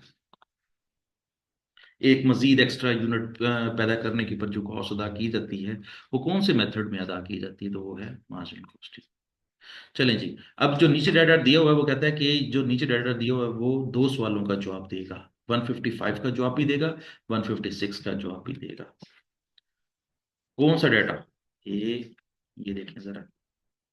ये जो डाटा है ना आपका, यहां से लेके यहां तक, ये डाटा आपके दो सवालों के जवाब देगा। 155 का जवाब भी देगा, 156 का जवाब भी देगा। और ये बात याद रख लें कि ये उसने जो डाटा दिया हुआ है ये थाउजेंड्स में दिया हुआ है। थाउजेंड्स का मतलब क्या हुआ कि अगर ये 45 लिखा हुआ है तो ये सिंपल 45 नहीं है, 45,000 है। ठीक है? जितनी भी फिगर्स हैं ये सारी थाउजेंड्स में है। ये जो नीचे फिगर दी हुई है 30, ये 30 नहीं है, 30,000 है। ये 75,000, ये 25,000 है। तो इस तरीके से आपने डाटे को पढ़ना है। अब जरा थोड़ा सा डाटे को अगर देखें तो लिखा हुआ है कि वेरिएबल प्रोडक्शन कॉस्ट जो है वो 45,000 है। ठीक है, मान लेते हैं। फिर लिखा हुआ है फिक्स प्रोडक्शन कॉस्ट जो है वो 30,000 है। मान लेते हैं कि फिक्स प्रोडक्शन कॉस्ट 30,000 है। अच्छा, ये 30,000 रुपये है, ये बात ज़हन में रखनी है, बार बार बता रहा हूँ। फिर क्या कहता है? Production cost for 750 boats. ये कुछ कश्तियां बनाते हैं तो कश्तियां 750 कश्तियां बनाने की जो कॉस्ट है वो 75,000 है। 750 कश्तियां बनाएंगे तो फिर 75,000 अदा करेंगे। और वो कहता है कि जी 750 में से 250 कश्तियां बची पड़ी हैं, बनी बनाई बची पड़ी हैं। तो जरा कॉमन सेंस दौड़ाएं जरा और पता करके मुझे बताएं कि अगर 750 बनाई हैं, 250 बची पड़ी हैं, इसका मतलब बाकी 500 किधर गई हैं?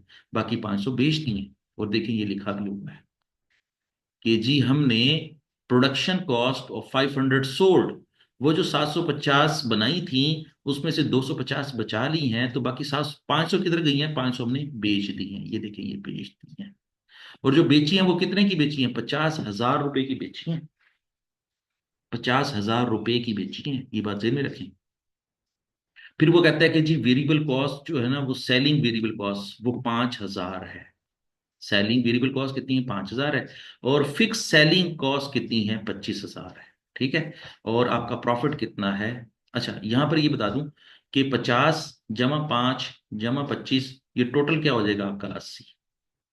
टोटल क्या है? 80। और आपका नेट प्रॉफिट कितना है? 10 रुपए। 10 रुपए नहीं है, 10,000 है। आपका प्रॉफिट कितना है? 10,000। ठीक है? साथ ही वो कहना चाह रहा है कि आपका सेल्स रेवेन्यू कितना है? 90,000। ये तो बड़ी इंटरेस्टिंग सी जो है ना वो कैलकुलेशन और ये डाटा बन गया कि आपकी जो सेल्स रेवेन्यू है वो 90,000 है। इसका मतलब है क्या है, P P into Q, P into Q, P multiply by Q. आप बता सकते हैं कि क्यू कितना है? क्यू मीन्स क्वांटिटी, कि कितने यूनिट बेचे हैं। क्यू का मतलब है 500 यूनिट। और पी का मतलब क्या हुआ, मालूम कर लेते हैं अभी। ये तो है 500,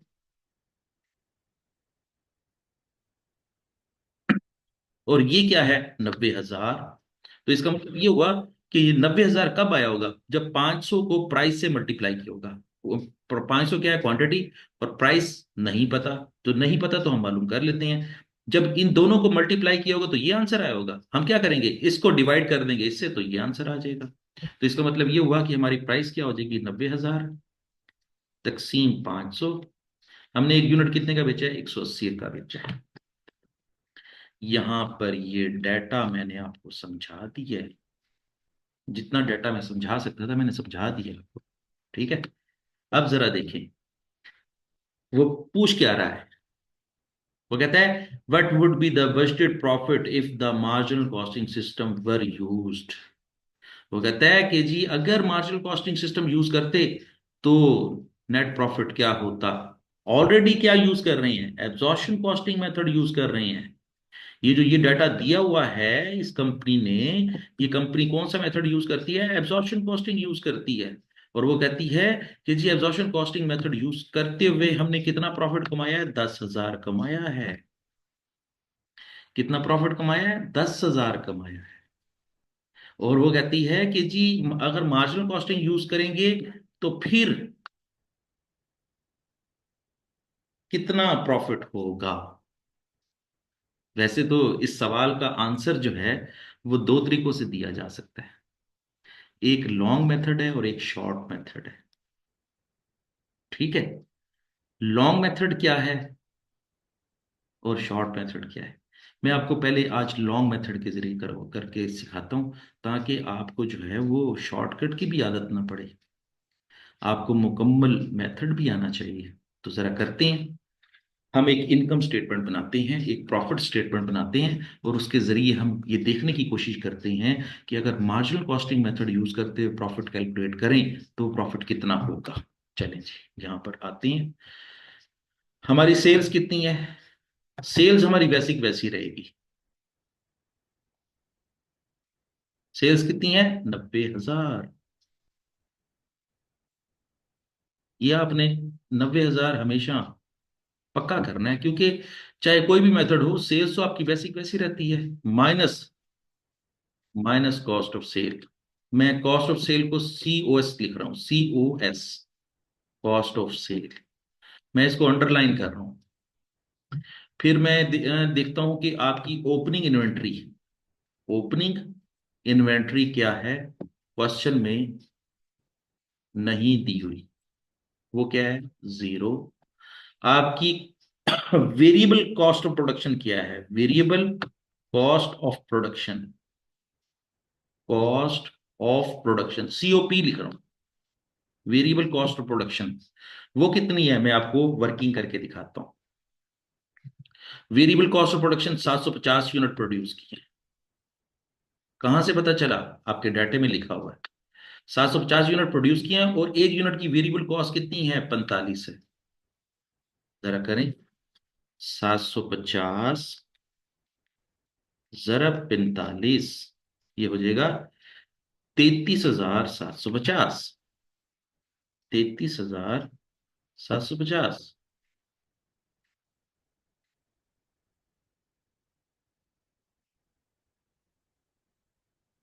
ठीक है, अच्छा, और इसमें से क्लोजिंग इन्वेंट्री माइनस कर दें, क्लोजिंग इन्वेंट्री माइनस कर दें। मैं शॉर्टकट्स यूज कर रहा हूँ बस आपको समझाने के लिए सिर्फ। 250 जरब 45, तो क्लोजिंग इन्वेंट्री कितनी है, 11,250। आप भी साथ साथ करते रहें मेरे साथ। ये 11,250 कैसे कैलकुलेट किया मैंने आपके सामने, कि दो 750 में से 500 यूनिट बिक गई, बाकी कितने यूनिट रह गए? 250। तो 250 की होगी क्लोजिंग इन्वेंट्री। एक यूनिट की कॉस्ट कितनी है? और वही 45,000 तकसीम 750, 60 है। Sorry, 60। Sorry sorry sorry sorry sorry.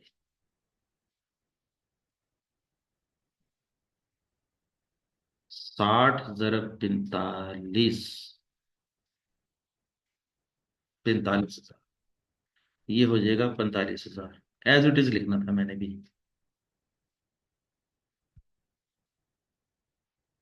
45,000।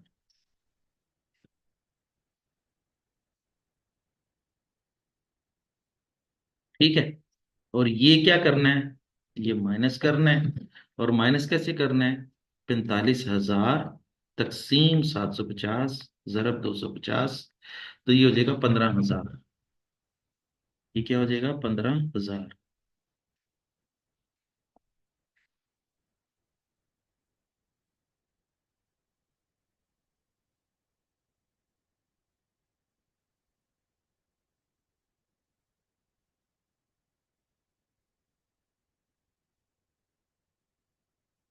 तो अब आपकी, मैं इसको रेज कर देता हूँ, बार बार कंफ्यूजन होगी। एक दफा कंफ्यूजन हो चुकी है, बार बार नहीं कंफ्यूजन करनी, नहीं तो फिर सवाल गलत सॉल्व होगा।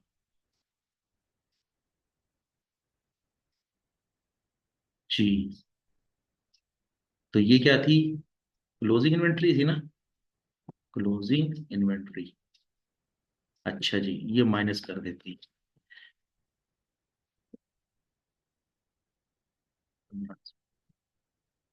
तो ये रह जाएगा 30,000। आपकी कॉस्ट ऑफ सेल क्या हो जाएगी? 30,000।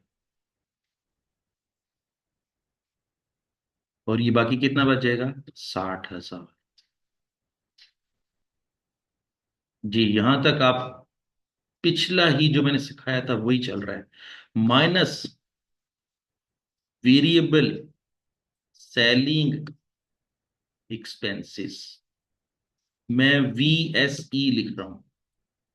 VSE का मतलब क्या है? Variable selling expenses. और वेरिएबल सेलिंग एक्सपेंसेस जो है ना, उसने खुद ही 5,000 पे दे दिए, मैं भी 5,000 पे यहां से माइनस कर रहा हूं। और इस तरह आपका कंट्रीब्यूशन मार्जिन आ जाएगा। ये क्या आ जाएगा? Contribution margin. और वो कितना आ जाएगा? 55,000।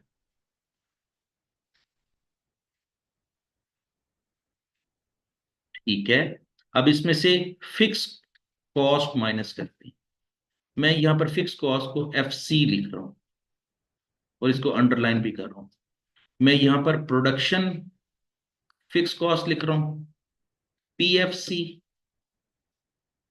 और PFC कितनी है? यहां पर देखें जरा, हमारे सवाल के अंदर PFC है 30,000। ठीक है। ये 30,000 ये ले लेता हूं।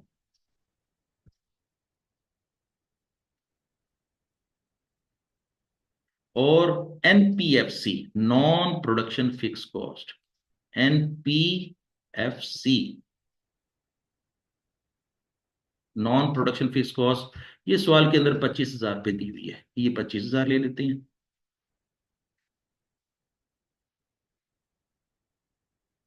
और ये हमारी टोटल फिक्स कॉस्ट कितनी हो जाएगी? 55,000।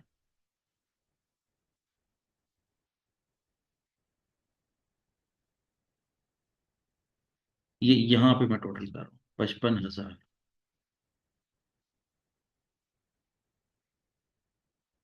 55,000 ही कॉन्ट्रीब्यूशन मार्जिन है, 55,000 ही हमारी कॉस्ट है।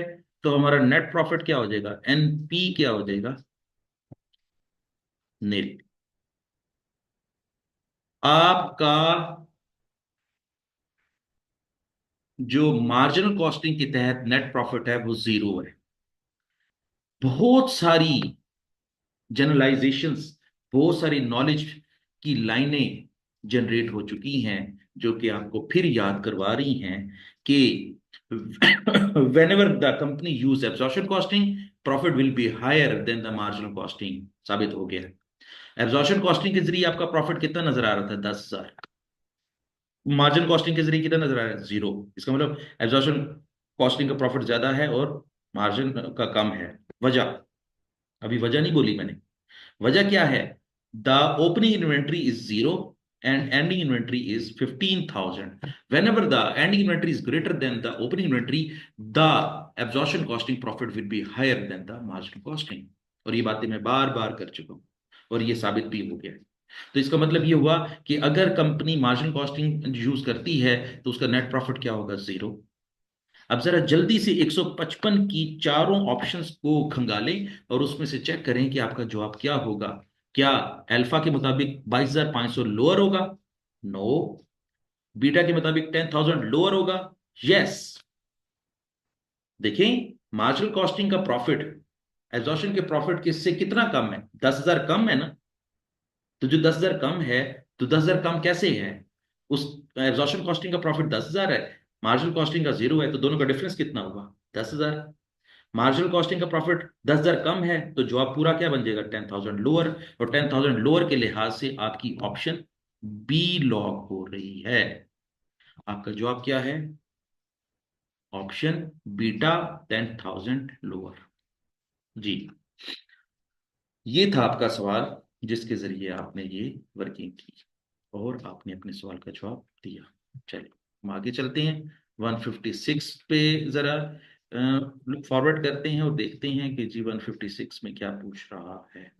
वो कहता है assuming that the at the end of the first month the unit variable cost and the fixed cost and selling price for the month were in line with the budget and any inventory was valued at the same unit cost as in the above budget. However, if the production was actually 700 units and sales 600 units, what would be the reported profit using absorption costing? वो कहता है कि absorption costing method use करें, absorption costing method use करें, लेकिन बाकी सब कुछ वही होगा। सिर्फ ये है कि आपके जो नंबर ऑफ यूनिट प्रोड्यूस हैं वो 750 की जगह पे 700 हो जाएंगे और आपके नंबर ऑफ यूनिट सोल्ड 500 की जगह पे 600 हो जाएंगे। और आप एब्जॉर्प्शन कॉस्टिंग के जरिए दोबारा इनकम स्टेटमेंट बनाएं और दोबारा बनाने के बाद बताएं कि हमारा नेट प्रॉफिट क्या होगा। लें जी, अब हम अपने सवाल को जो है ना वो थोड़ा सा अमेंड करने जा रहे हैं। बल्कि मैं तो कहता हूँ कि इसको पहले वाले को इरेज करते हैं और हम अपना नया सवाल सॉल्व करते हैं और इसके जरिए जवाब ढूंढते हैं। आप भी ट्राई करें ना, मैं तो कर ही दूंगा सवाल। सवाल मैं सॉल्व कर दूंगा आपको, लेकिन बात यह है कि असल में तो आपने सीखना है। असल में तो आपने जो है ना वो चीज़ों को सीख के और मुझे बताना है कि आपको कितना आता है और कितना नहीं आता। जितना नहीं आता वही वही वही मैं करवाऊंगा ना। चलिए, तो सेल्स तो वही 90,000 ही रहेगी, ये बात याद रख लें। हाँ, एक बात जो है ना वो हमने अमेंड करनी है, वो ये है। मैं बल्कि इसको भी फिलहाल थोड़ी देर के लिए इरेज कर देता हूँ। देखें, आपकी सेल्स थी 90,000, ठीक है। लेकिन उस वक्त कितने यूनिट बेच रहे थे? उस वक्त 500 यूनिट बेच रहे थे। तो इसका मतलब क्या हुआ? 90,000 तकसीम 500 यूनिट, ठीक है। सेलिंग प्राइस कितनी थी? 180। लेकिन अब कितने यूनिट बेच रहे हैं? 600 यूनिट बेच रहे हैं। तो अब आपकी जो टोटल सेल हो जाएगी वो 1,08,000 हो जाएगी। आपकी सेल्स कितनी हो जाएगी? 1,08,000। ये जरा थोड़ा सा कॉन्सेंट्रेट करें कि ये मैंने 1,08,000 कैसे कैलकुलेट किया। तो ये बात याद रख लें, मैं आपको वर्किंग करके दिखा देता हूँ। वर्किंग क्या है आपकी? मैं सेल्स की वर्किंग यहाँ पे करके दिखा देता हूँ, थोड़ा सा मैं जगह बचा रहा हूँ। हमने कहा कि 90,000 रुपये की सेल की थी पिछले सवाल में। लेकिन ये जो 90,000 रुपये की सेल थी ना, इसके जो यूनिट सोल्ड थे वो 500 थे। इसका मतलब क्या हुआ था कि 500 पे तकसीम करें तो एक यूनिट की सेल्स प्राइस कितनी हो जाएगी? 180। 180 रुपए का एक यूनिट बेच रहे हैं, ठीक है। वो कहते हैं कि अब 500 यूनिट नहीं बिकेंगे, अब 600 यूनिट बेचेंगे, तो 600 से जरब दे दें। तो अब आपकी सेल्स कितनी हो जाएगी? 10,000, 10,08,000, 1,08,000 हो जाएगी। ये है आपकी सेल। अब नए सवाल के मुताबिक 156 के मुताबिक आपकी सेल्स कितनी है? 1,08,000। यहां पर आप थोड़ा सा पॉज लें और समझें कि ये मैंने क्या किया है। अब आगे चलते हैं। Minus cost of sale, COS। लेकिन एक बार याद रखनी है यहां पे, ओपनिंग इन्वेंट्री अभी भी, OI अभी भी जीरो ही है, ओपनिंग इन्वेंट्री। लेकिन आपकी वेरिएबल कॉस्ट ऑफ प्रोडक्शन क्या होगी, ये जरा गौर से सुने। वेरिएबल कॉस्ट ऑफ प्रोडक्शन 45,000 है, ठीक है। तकसीम, कितने यूनिट थे, 750, जरब 700। अब ये कितनी हो जाएगी, 42,000 हो जाएगी। अब आपकी वेरिएबल कॉस्ट ऑफ प्रोडक्शन कितनी हो जाएगी, 42,000। मैंने इसके साथ भी वही काम किया है।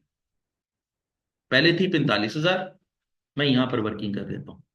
पहले थी 45,000, और उस 45,000 के जरिए कितने यूनिट बनते थे, 750। 750 पे डिवाइड कर दिया, तो एक यूनिट की कॉस्ट निकल आई। अब एक यूनिट की कॉस्ट में बता देता हूं आपको। आप भी क्या याद करेंगे, 45,000 तकसीम 750, एक यूनिट की कॉस्ट है 60 रुपए। तो पहले तो हम 750 यूनिट पैदा कर रहे थे, अब कितने पैदा कर रहे हैं, अब हम 700 यूनिट पैदा कर रहे हैं। तो 700 यूनिट पैदा कर रहे हैं, तो फिर 700 यूनिट की कॉस्ट कितनी होगी, 42,000। तो अब हमारी वेरिएबल कॉस्ट ऑफ प्रोडक्शन कितनी हो जाएगी, 42,000। अब हम बात करते हैं fix cost of production, FCP। FCP क्या होगी, अच्छा जी, पहले हम 30,000 पे चार्ज करते थे, कितने यूनिट पे, 750 यूनिट पे। अब कितने यूनिट पे चार्ज करेंगे, 700 यूनिट पे। तो अब कितनी कॉस्ट हो जाएगी, 28,000। ये कितनी हो जाएगी, 28,000। अच्छा, ये बात याद रख लें कि ये जो 28,000 है, ये आपकी एब्जॉर्ब्ड ओवरहेड है। पिछले चैप्टर में हमने इसका एक लफ्ज पढ़ना सीखा था, फिक्स एफओएच एब्जॉर्ब भी कहती हैं, फिक्स एफओएच अप्लाइड भी कहती हैं। तो अप्लाइड एफओएच कितने हैं, 42,000 एक है, 42,000 वेरिएबल हैं, और 28,000 पे फिक्स हैं। दोनों को मिला के कितना हुआ, 70,000। ठीक है।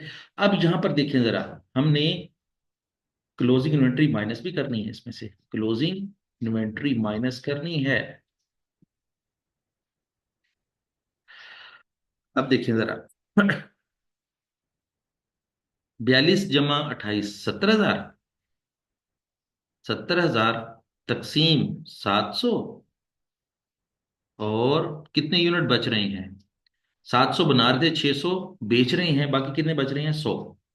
तो जरब 100, तो क्लोजिंग इन्वेंट्री कितनी हो जाएगी, 10,000 रुपए की हो जाएगी।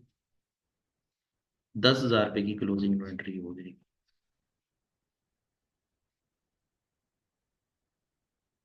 तो अब आपकी कॉस्ट ऑफ सेल कितनी हो जाएगी, 42 जमा 28, 70। 70 माइनस 10, 60। ये 60,000 आपकी क्या हो जाएगी, कॉस्ट ऑफ सेल हो जाएगी। और आंसर कितना आ जाएगा, 48,000। ठीक है। ये, इसके बाद हम एडजस्टमेंट करते होते हैं ओवर अप्लाइड या अंडर अप्लाइड की। अब जरा जल्दी से मुझे सोच करके बताएं कि हमने जब 750 यूनिट प्रोड्यूस करते थे, तो हमने कितने एफओएच एब्जॉर्ब किए थे, 30,000। मैं आपको दिखा देता हूँ, हमने एफओएच कितने एब्जॉर्ब किए थे। ये देखें, ये 30,000 पे हमने जो है वो एब्जॉर्ब किए थे। अब हम अपने सवाल में कितने एब्जॉर्ब कर रहे हैं, 28,000। इस दफा कम एब्जॉर्ब कर रहे हैं या इस दफा ज्यादा एब्जॉर्ब कर रहे हैं, इस दफा कम एब्जॉर्ब कर रहे हैं। जब कम एब्जॉर्ब कर रहे हैं, और कितने कम एब्जॉर्ब कर रहे हैं, 2,000। तो अब हम क्या करेंगे, माइनस कर देंगे under absorb, under absorb overheads. मैं एब्रीवेशन यूज कर रहा हूं ताकि टाइम भी बचे, और मुझे लिखने में भी जो है ना वो जरा टाइम ना लगाना पड़े। यू से अंडर, ए से एब्जॉर्ब, ओ से ओवर, एच से head. Under absorb over head, 2,000 पे कम एब्जॉर्ब किए हैं, तो ये फिर माइनस कर देते हैं। ठीक है। जब माइनस कर देंगे, तो देखें, 48 में से 2000 माइनस कर देंगे तो बाकी कितना बचेगा? 46,000। ये जो 46,000 है ना, ये अब आपका ग्रॉस प्रॉफिट है। ये क्या है आपका? ग्रॉस। अब इस ग्रॉस प्रॉफिट में से हमने क्या करना है? नॉन प्रोडक्शन कॉस्ट माइनस करनी है। नॉन प्रोडक्शन कॉस्ट माइनस करनी है। क्यों? प्रोडक्शन कॉस्ट तो ऊपर भी माइनस हो गई है, फिक्स प्रोडक्शन कॉस्ट भी होगी, वेरिएबल प्रोडक्शन कॉस्ट भी होगी, अब सिर्फ नॉन प्रोडक्शन कॉस्ट रह गई है। और नॉन प्रोडक्शन कॉस्ट में सबसे पहले है वेरिएबल कॉस्ट और फिर है फिक्स कॉस्ट। वेरिएबल कॉस्ट तो पहले ही 5,000 थी, अब भी 5,000 ही होगी। नो, बिल्कुल नहीं। पहले 5,000 थी, किस लिहाज से? 5,000 तकसीम 500 यूनिट, लेकिन अब कितने बेच रहे हैं? 600 यूनिट। तो ये कितनी हो जाएगी? 6,000 हो जाएगी। ये कितनी हो जाएगी? 6,000। ये बात मेरी समझ आ रही है ना? पहले हम 5,000 अदा करते थे 500 यूनिट के लिए। वेरिएबल कॉस्ट का कॉन्सेप्ट ही यही है कि अगर यूनिट बढ़ जाएंगे तो कॉस्ट भी बढ़ जाएगी, यूनिट घट जाएंगे तो कॉस्ट घट जाएगी। पहले हम 500 यूनिट बेचते थे तो 5,000 अदा करते थे, अब 600 यूनिट बेचेंगे तो कितने अदा करेंगे? 6,000 अदा करेंगे। और उसकी वर्किंग कैसे कर लेंगे? 5,000 को तकसीम करेंगे 500 से और मल्टीप्लाई करेंगे 6,000 से, तो आंसर आ जाएगा 6,000। ठीक हो गया? अच्छा, अब हमारी फिक्स कॉस्ट वो सवाल में पहले से दी हुई है, वो कितनी है? 25,000। अब हमारी नॉन प्रोडक्शन कॉस्ट कितनी हो गई है? 6 × 25, 31,000। हमारा ग्रॉस प्रॉफिट पहले से कितना दिया हुआ है? 46,000। 46 में से अब आपका नेट प्रॉफिट कितना हो जाएगा? 15,000। अगर हम अपनी प्रोडक्शन भी चेंज कर लेते हैं, सेल्स भी चेंज कर लेते हैं, तो अब आपका नेट प्रॉफिट उसके चेंज करने से कितना आ जाएगा? 15,000 आ जाएगा। अगर एब्जॉर्प्शन कॉस्टिंग यूज करते हैं और आपका प्रॉफिट 15,000 है, तो इस लिहाज से आपकी कौन सी ऑप्शन जो है ना वो फिट होती है आपकी? एक मिनट में जरा थोड़ा सा इसको इधर ऊपर नीचे कर लूं ताकि मुझे नजर आने में आसानी हो। देखें जी, हमारी 156 के लिहाज से ऑप्शन डेल्टा जो है वो लॉक होती है। आपकी ऑप्शन डेल्टा जो है वो लॉक होती है, इस लिहाज से क्योंकि आपका नेट प्रॉफिट एब्जॉर्प्शन कॉस्टिंग के तहत 15,000 है, तो इस लिहाज से आपकी जो ऑप्शन है वो डेल्टा लॉक होती है। चलें, इसको समझ लें। इसमें से कोई भी चीज़ मुश्किल लग रही हो तो आप एक दफ़ा मेरे इसी लेक्चर को दोबारा सुन लें। इसी लेक्चर मीन्स 156, क्वेश्चन नंबर 156 को ही रिपीट सुन लें तो आपको ये बेहतरीन समझ आ जाए। ठीक है? चलिए मैं इसको रेज करता हूँ, अगले अगले क्वेश्चन की तरफ मूव करते हैं।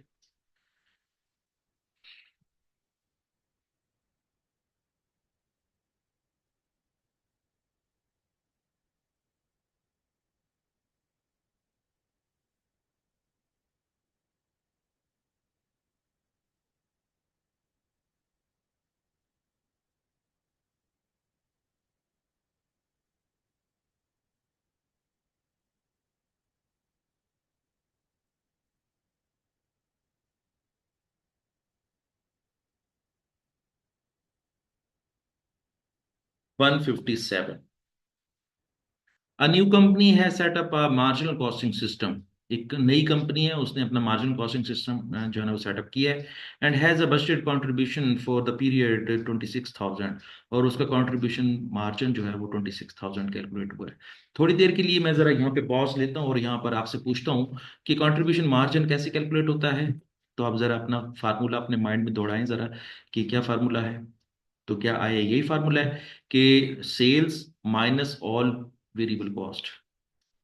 जितनी सेल्स की है उसमें से वेरिएबल कॉस्ट माइनस करें तो क्या आंसर आता है? Contribution margin. और कंट्रीब्यूशन मार्जिन क्या है? 26,000 इस सवाल में। और 26,000 को कमाने के लिए हमने कितने यूनिट बेचे हैं? 13,000 यूनिट बेचे हैं। ये देखें जरा, ये 13,000 यूनिट बेचे हैं। ठीक है? एंड प्रोडक्शन कितनी है? 15,000। लो जी, अब जरा थोड़ी देर के लिए अपने पिछले कॉन्सेप्ट्स को जरा रिव्यू करें कि प्रोडक्शन ज्यादा है, सेल्स कम है, तो फिर क्या होगा? मार्जिनल कॉस्टिंग का प्रॉफिट जो है वो ज्यादा कम शो होगा। मार्जिनल कॉस्टिंग का प्रॉफिट क्या होगा? कम शो होगा। और इसी केस में एब्जॉर्प्शन कॉस्टिंग का प्रॉफिट कितना शो होगा? ज्यादा शो होगा। मींस के मार्जिनल कॉस्टिंग का 26,000 है तो एब्जॉर्प्शन कॉस्टिंग का 26,000 से ज्यादा होगा। अब ज्यादा कितना होगा देखते हैं। This level of production represents the firm's expected long-term level of production. The company's budgeted fixed production overhead cost is 3000 for the period. लो जी, आपका जो इस क्वेश्चन के अंदर जो बजटेड ओवरहेड्स हैं वो 3000 है, और यहीं पर ही देख लेने की बजटेड प्रोडक्शन कितनी है, 15000 है। तो हमारा ओ ए आर क्या हो जाएगा, ओ ए आर, वो क्या हो जाएगा, 3000 तकसीम 15000,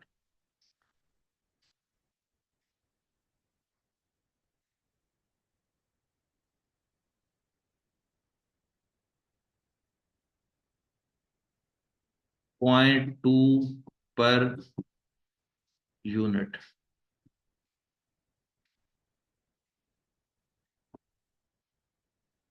0.2 पर यूनिट, ठीक हो गया। अच्छा, the what would be the budgeted profit if the company were to change absorption costing। वो कहता है कि अगर absorption costing की तरफ अगर इसको जो है ना वो चेंज करें तो फिर उसका प्रॉफिट क्या होगा। ठीक है, मींस कि absorption costing का प्रॉफिट क्या होगा। अब देखें जरा, हमने सिर्फ इतना ही करना है कि चेंज इन प्रॉफिट कैलकुलेट करने के लिए क्या करना होता है, चेंज इन प्रॉफिट कैलकुलेट करने के लिए change in inventory, change in inventory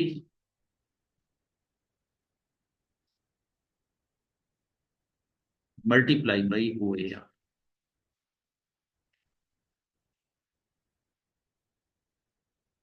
तो हमें क्या मालूम हो जाएगा, change in profit, change in profit, यही फार्मूला था ना।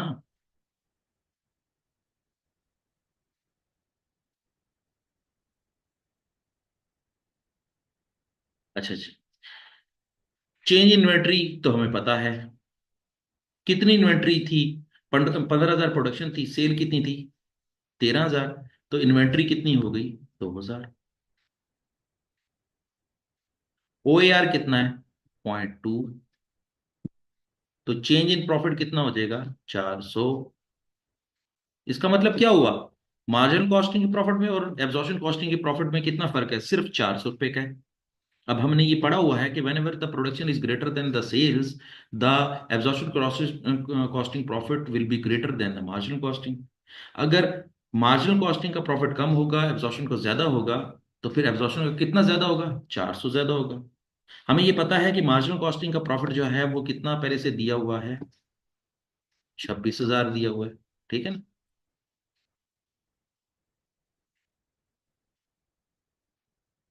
ऐसे ही है ना, 26000, सॉरी कॉन्ट्रीब्यूशन। और आपकी फिक्स कॉस्ट कितनी है, ये देखिए सॉरी,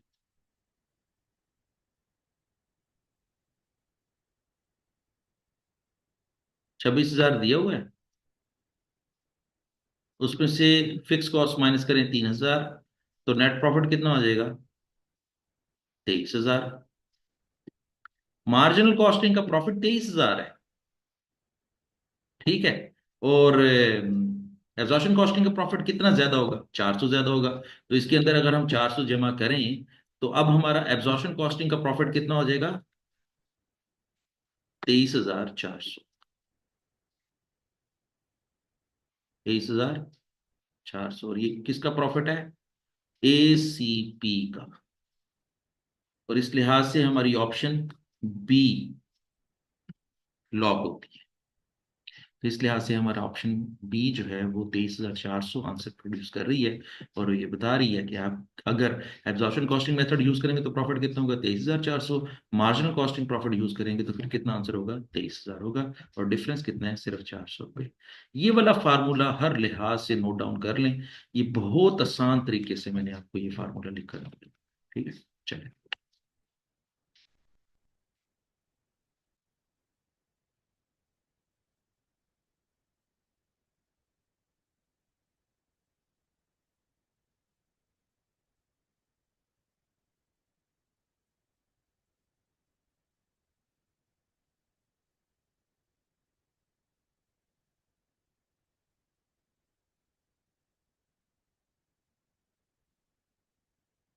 158 की तरफ मूव करते हैं। मेरा ख्याल है 4-5 क्वेश्चन रह गए हैं, इनको हम जल्दी जल्दी करते हैं। वो कहता है कि जी which of the statements are true of marginal costing. Margin costing के लिहाज से कौन सी स्टेटमेंट जो है ना वो ट्रू हैं। आपकी जो है ना वो तीन ऑप्शंस जो हैं वो दी हुई हैं। The contribution per unit will be constant if the sales volume increase, बिल्कुल ठीक बात कह रहा है कि आपका जो कंट्रीब्यूशन मार्जिन है पर यूनिट के लिहाज से वो कांस्टेंट रहता है, बिल्कुल सही बात की है। ठीक है। और दूसरी ऑप्शन में कह रहा है कि there is a no under or over absorb overheads, बिल्कुल ठीक है। मार्जिनल कॉस्टिंग के अंदर जो है ना वो अंडर एब्जॉर्ब या ओवर एब्जॉर्ब की बात नहीं की जाती, ठीक है।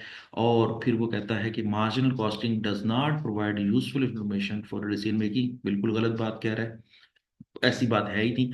बल्कि मार्जिनल कॉस्टिंग मेथड जो है वो डिसीजन मेकिंग करने के लिहाज से बिल्कुल जबरदस्त इंफॉर्मेशन प्रोवाइड करता है। तो आपकी जो तीसरी इंफॉर्मेशन है, तीसरी लाइन जो है वो गलत लिखी हुई है। तो अब इस लिहाज से देखते हैं कि कौन कौन सी ऑप्शंस जो है ना वो सही आंसर को शो करती हैं। अल्फा में 1 और 2 बिल्कुल ठीक है। बीटा में 2 और 3 गलत। चार्ली में 2 आधा जवाब है, आधा नहीं है, क्योंकि 2 ओनली लिखा हुआ है। और डेल्टा में 1 2 3 गलत। तो इसका मतलब ये कि आपकी ऑप्शन ए जो है वो बिल्कुल सही है। इस लिहाज से आपकी ऑप्शन ए जो है अल्फा बिल्कुल ठीक है। मैंने भी बता दिया, आप इसको जरा दोबारा सुने और अंडरस्टैंड करने की कोशिश करें। आपका जो आंसर अल्फा है वो बिल्कुल सही है। आगे चलते हैं।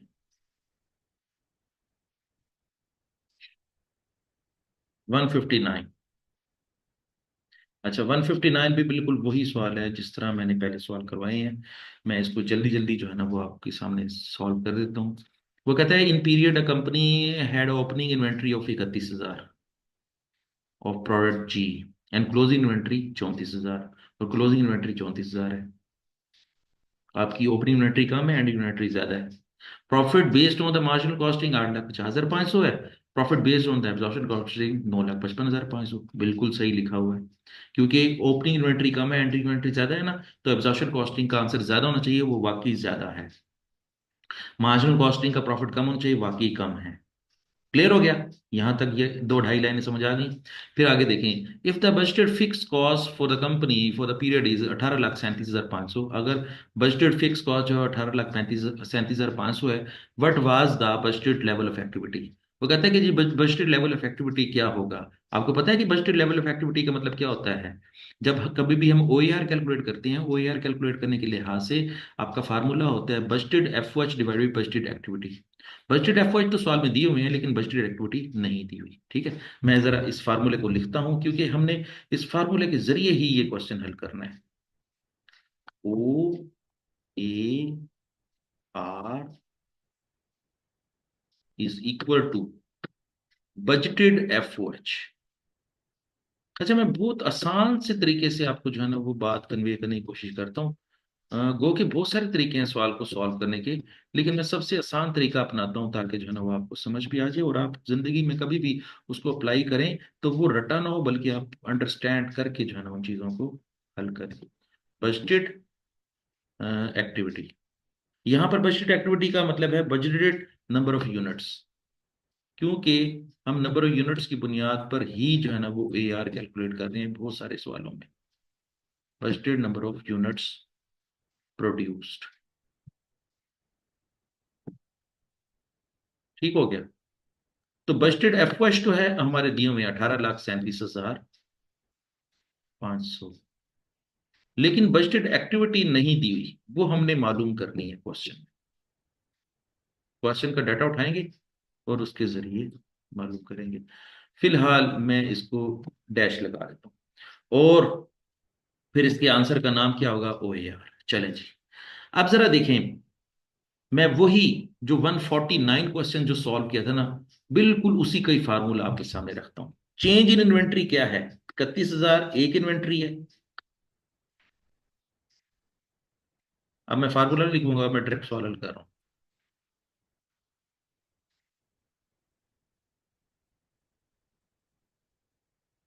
जरब O A R, change in inventory जरब ओ ए आर। अब ये देखें OAR सवाल में नहीं दिया हुआ, इसलिए फिर मैं लिख रहा हूं, नहीं तो मैं यहां पर अमाउंट पुट करता। और चेंज इन प्रॉफिट, अच्छा जी, चेंज इन प्रॉफिट क्या है? आपका एब्जॉर्प्शन कॉस्टिंग का प्रॉफिट कितना है? 9,55,500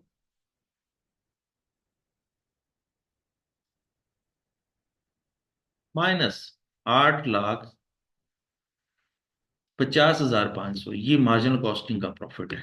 ठीक है, अब जरा जल्दी जल्दी कैलकुलेटर घुमाएं और मुझे बताएं कि 9,55,500 में से 8,50,500 माइनस करें तो कितना बाकी बचता है?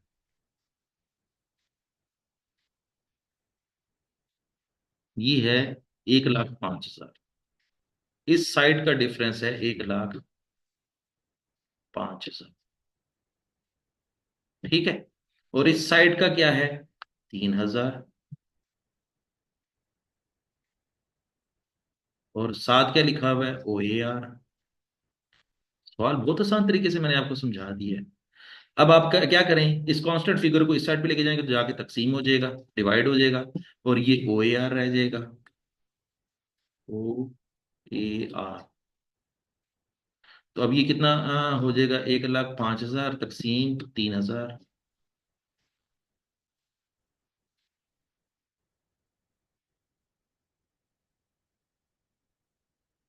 आंसर क्या आ जाएगा? 35,000। ठीक है, मेरे ख्याल 35,000 नहीं, 35 ही है सिर्फ। 1,05,000 तकसीम 3,000 करेंगे ना तो ये 35 आंसर हो जाएगा। तो इसका मतलब क्या हुआ? हमारा OAR कितना है? 35 पर यूनिट। ठीक है, अब जरा देखें हमारे number of unit, budgeted number of units कितने हैं। हमारा OAR तो कैलकुलेट हो चुका है, और OAR कितना है? 35। ठीक है, अगर हमारा OAR 35 है, इज इक्वल टू, इन दोनों को आपस में डिवाइड करने से होता है, तो इसका मतलब ये हुआ कि इस फिगर को इधर ले जाते हैं और इस फिगर को बाहर ले जाते हैं, तो फिर बजटेड नंबर ऑफ यूनिट कितने हो जाएंगे? बजटेड नंबर ऑफ यूनिट्स, जो डिवाइजर में पड़े हुए थे ना, उसको हम बाहर ले जाएंगे। बजटेड नंबर ऑफ यूनिट्स, वो कितने हो जाएंगे? मैं 35 पे इसको डिवाइड कर देता हूं, तो वो आंसर आ जाएगा 52,500। इसका मतलब हमारी बजटेड एक्टिविटी कितनी है? 52,500। ठीक है, और 52,500 के लिहाज से आपकी ऑप्शन सी जो है वो लॉक होती है। आपका ऑप्शन सी आंसर है।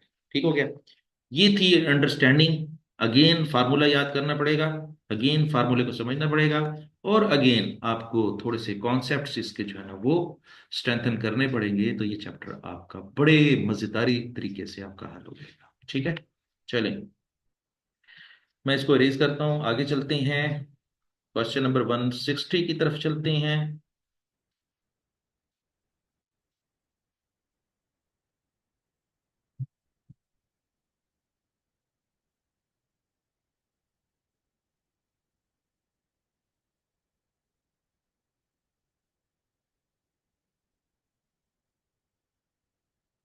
अच्छा जी, 160 भी थ्योरेटिकल सा सवाल है, और वो कह रहा है, in a given period the production level of an item exactly matches the level of sales.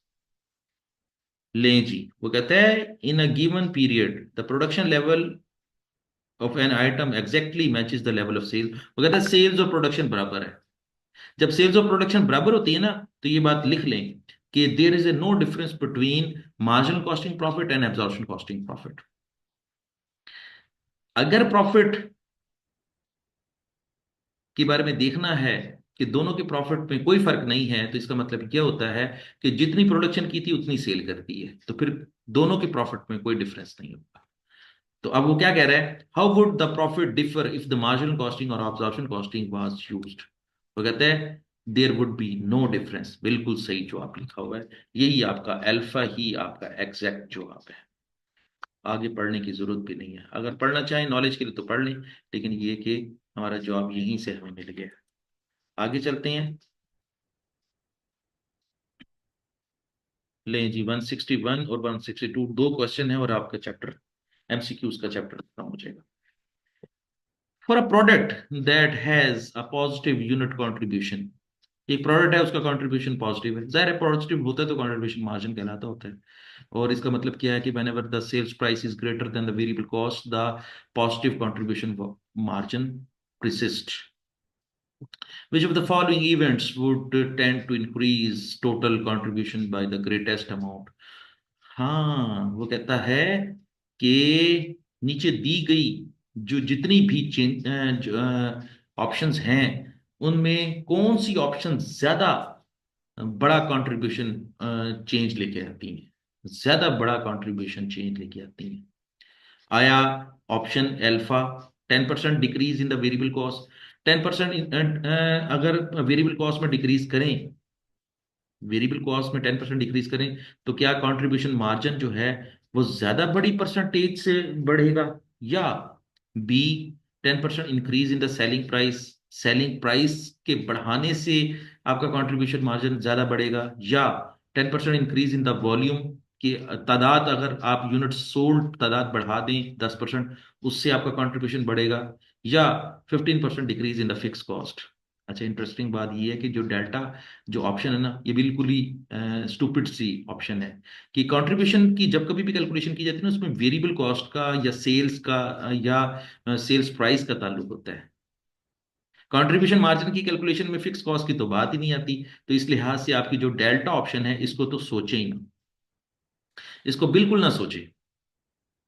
और अब हम अल्फा बीटा और चार्ली के लिहाज से पहले वर्किंग करते हैं और वर्किंग करने के बाद जवाब देते हैं कि आया हमारा इसमें से अल्फा बीटा और चार्ली में से कौन सा सही जवाब है। डेल्टा तो बिल्कुल ही गलत है ना, डेल्टा को तो साइड पे कर दें। ठीक है, अब हम जरा वर्किंग करते हैं। सपोज करते हैं यहां पे कि अगर हमारी सेल्स प्राइस है 10 रुपए, ठीक है, सेल्स प्राइस क्या है, 10 रुपए है। आपकी वेरिएबल कॉस्ट कितनी है, फॉर एग्जाम्पल 6 रुपये, और आपका कंट्रीब्यूशन मार्जिन कितना है, 4 रुपये। ठीक है, ये हमने डाटा एज्यूम कर लिया है। सी से कंट्रीब्यूशन है, मैं जरा शॉर्ट ग्लव्स यूज करता हूं। अब जरा ऑप्शन अल्फा पे काम करते हैं। 10% decrease in the variable cost, variable cost को डिक्रीज करें ना 10%, ठीक है, तो उससे कंट्रीब्यूशन मार्जिन पे क्या असर पड़ेगा। सेल्स प्राइस तो वैसी की वैसी रहेगी, लेकिन 6 का 10% डिक्रीज करेंगे तो 60 पैसे।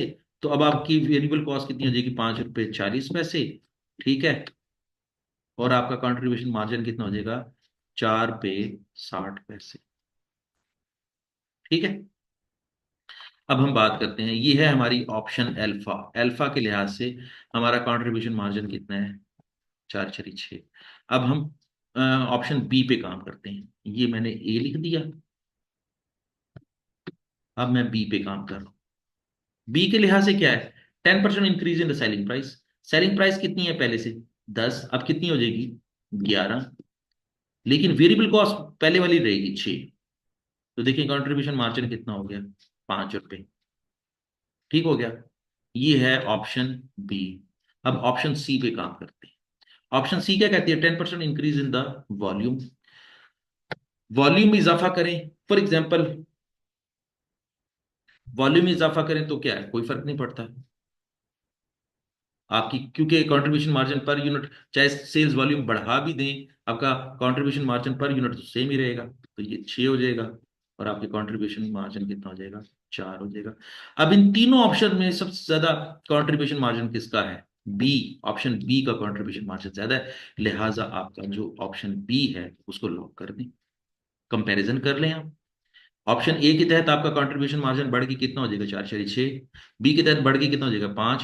सी के तहत कितना हो जाएगा, 4। इन तीनों में से सबसे बड़ा कंट्रीब्यूशन मार्जिन कितना है, 5। 5 के लिहाज से कौन सी ऑप्शन है, बी। तो हमारा बीटा ऑप्शन जो है वो क्लिक करता है। चलें जी, आगे चलते हैं। इस सवाल को आप खुद भी करने की कोशिश करें, मैंने बड़े आसान से तरीके से समझा दिया आपको। चलें जी, एक दफा डाटा एज्यूम करना है आपने, फिर बाद में उनको चेंजेस लेके आनी है। चलें जी, आखिरी सवाल। वो कहता है कि x has compiled the following standard cost card for its main product. वो कहता है कि एक प्रोडक्ट के लिहाज से ये कॉस्ट कार्ड है। प्रोडक्शन कॉस्ट कितनी है, फिक्स कॉस्ट भी दी हुई, वेरिएबल कॉस्ट भी दी हुई है, सेलिंग कॉस्ट दी हुई है, फिक्स भी, वेरिएबल भी, और उसके बाद प्रॉफिट दिया हुआ है। प्रॉफिट कितना है, 14.70। और वो कहता है सेलिंग प्राइस कितनी है, 164। अब आपने गौर से इस सवाल को पढ़ना है। इस सवाल का जवाब इसी क्वेश्चन के अंदर है, आपको अलहदा से कोई वर्किंग नहीं करनी पड़ेगी। तो कहते हैं what would be the closing inventory be valued at under an absorption costing system. वो कहता है कि अगर एब्जॉर्प्शन कॉस्टिंग सिस्टम यूज करें तो आपकी एंडिंग इन्वेंट्री की कैलकुलेशन करने के लिहाज से कौन सी कॉस्ट कंसिडर होगी। बहुत आसान जवाब है, सिर्फ प्रोडक्ट कॉस्ट ही कंसिडर होगी। प्रोडक्ट कॉस्ट, ये प्रोडक्ट कॉस्ट, और ये प्रोडक्ट कॉस्ट कौन सी है, ये दो। एंडिंग इन्वेंटरी की कैलकुलेशन में सिर्फ यही दो इस्तेमाल होती हैं। सेलिंग एक्सपेंसेस जो होते हैं वो एंडिंग इन्वेंटरी की कैलकुलेशन में नहीं इस्तेमाल होते। तो इस लिहाजा इन दोनों को जमा करें, 33 जमा 45 10, आपका आंसर हो जाएगा 78.10। आपका अगर एक यूनिट मजीद प्रोड्यूस हो जाता है तो उसकी इन्वेंट्री की वैल्यू कितनी होगी, 78 रुपये 10 पैसे। ये आपका जवाब है। चलें जी, आज हमने अपने चैप्टर नंबर, मेरे ख्याल है सातवां है या आठवां है, उस चैप्टर के जितनी भी हमारे एमसीक्यूज थे वो हमने सॉल्व कर लिए हैं। और हमने देखा है कि बड़े टेक्निकल और बड़े ज़बरदस्त किस्म के क्वेश्चन थे, और हमने इनको जो है ना वो हर लिहाज से समझने की कोशिश की है। जहां पर मुझे लगा कि ये क्वेश्चन आसान है, मैंने उस क्वेश्चन को जो है ना वो जिस तरह कहते हैं ना कि ये समझ कर किया कि आपको इसकी कुछ ना कुछ समझ आ गई होगी। और जिन सवालों में मुझे महसूस हुआ कि ये सवाल जो है वो इतने ज़्यादा आसान नहीं है, तो उनको मैंने 2 दफ़ा भी पढ़ाने की कोशिश की है या सॉल्व करने की कोशिश की है। फिर भी अगर आपके पास कोई क्वेश्चन हो या किसी भी लिहाज से कोई प्रॉब्लम हो तो आप मुझसे डिस्कस कर सकते हैं, ताकि हम इसको मज़ीद अच्छी तरीके से तैयार करके अपने एग्ज़ाम को एक अच्छे से मोड में ला के एक अच्छी अचीवमेंट के साथ मुकम्मल करें। तब तक के लिए मुझे इजाजत दें। नेक्स्ट सेशन में हम एक नए चैप्टर के साथ अपने कोर्स कंटेंट के लिहाज से, नए सिलेबस के कंटेंट के लिहाज से हम मिलेंगे इंशाल्लाह। तब तक के लिए अल्लाह हाफिज।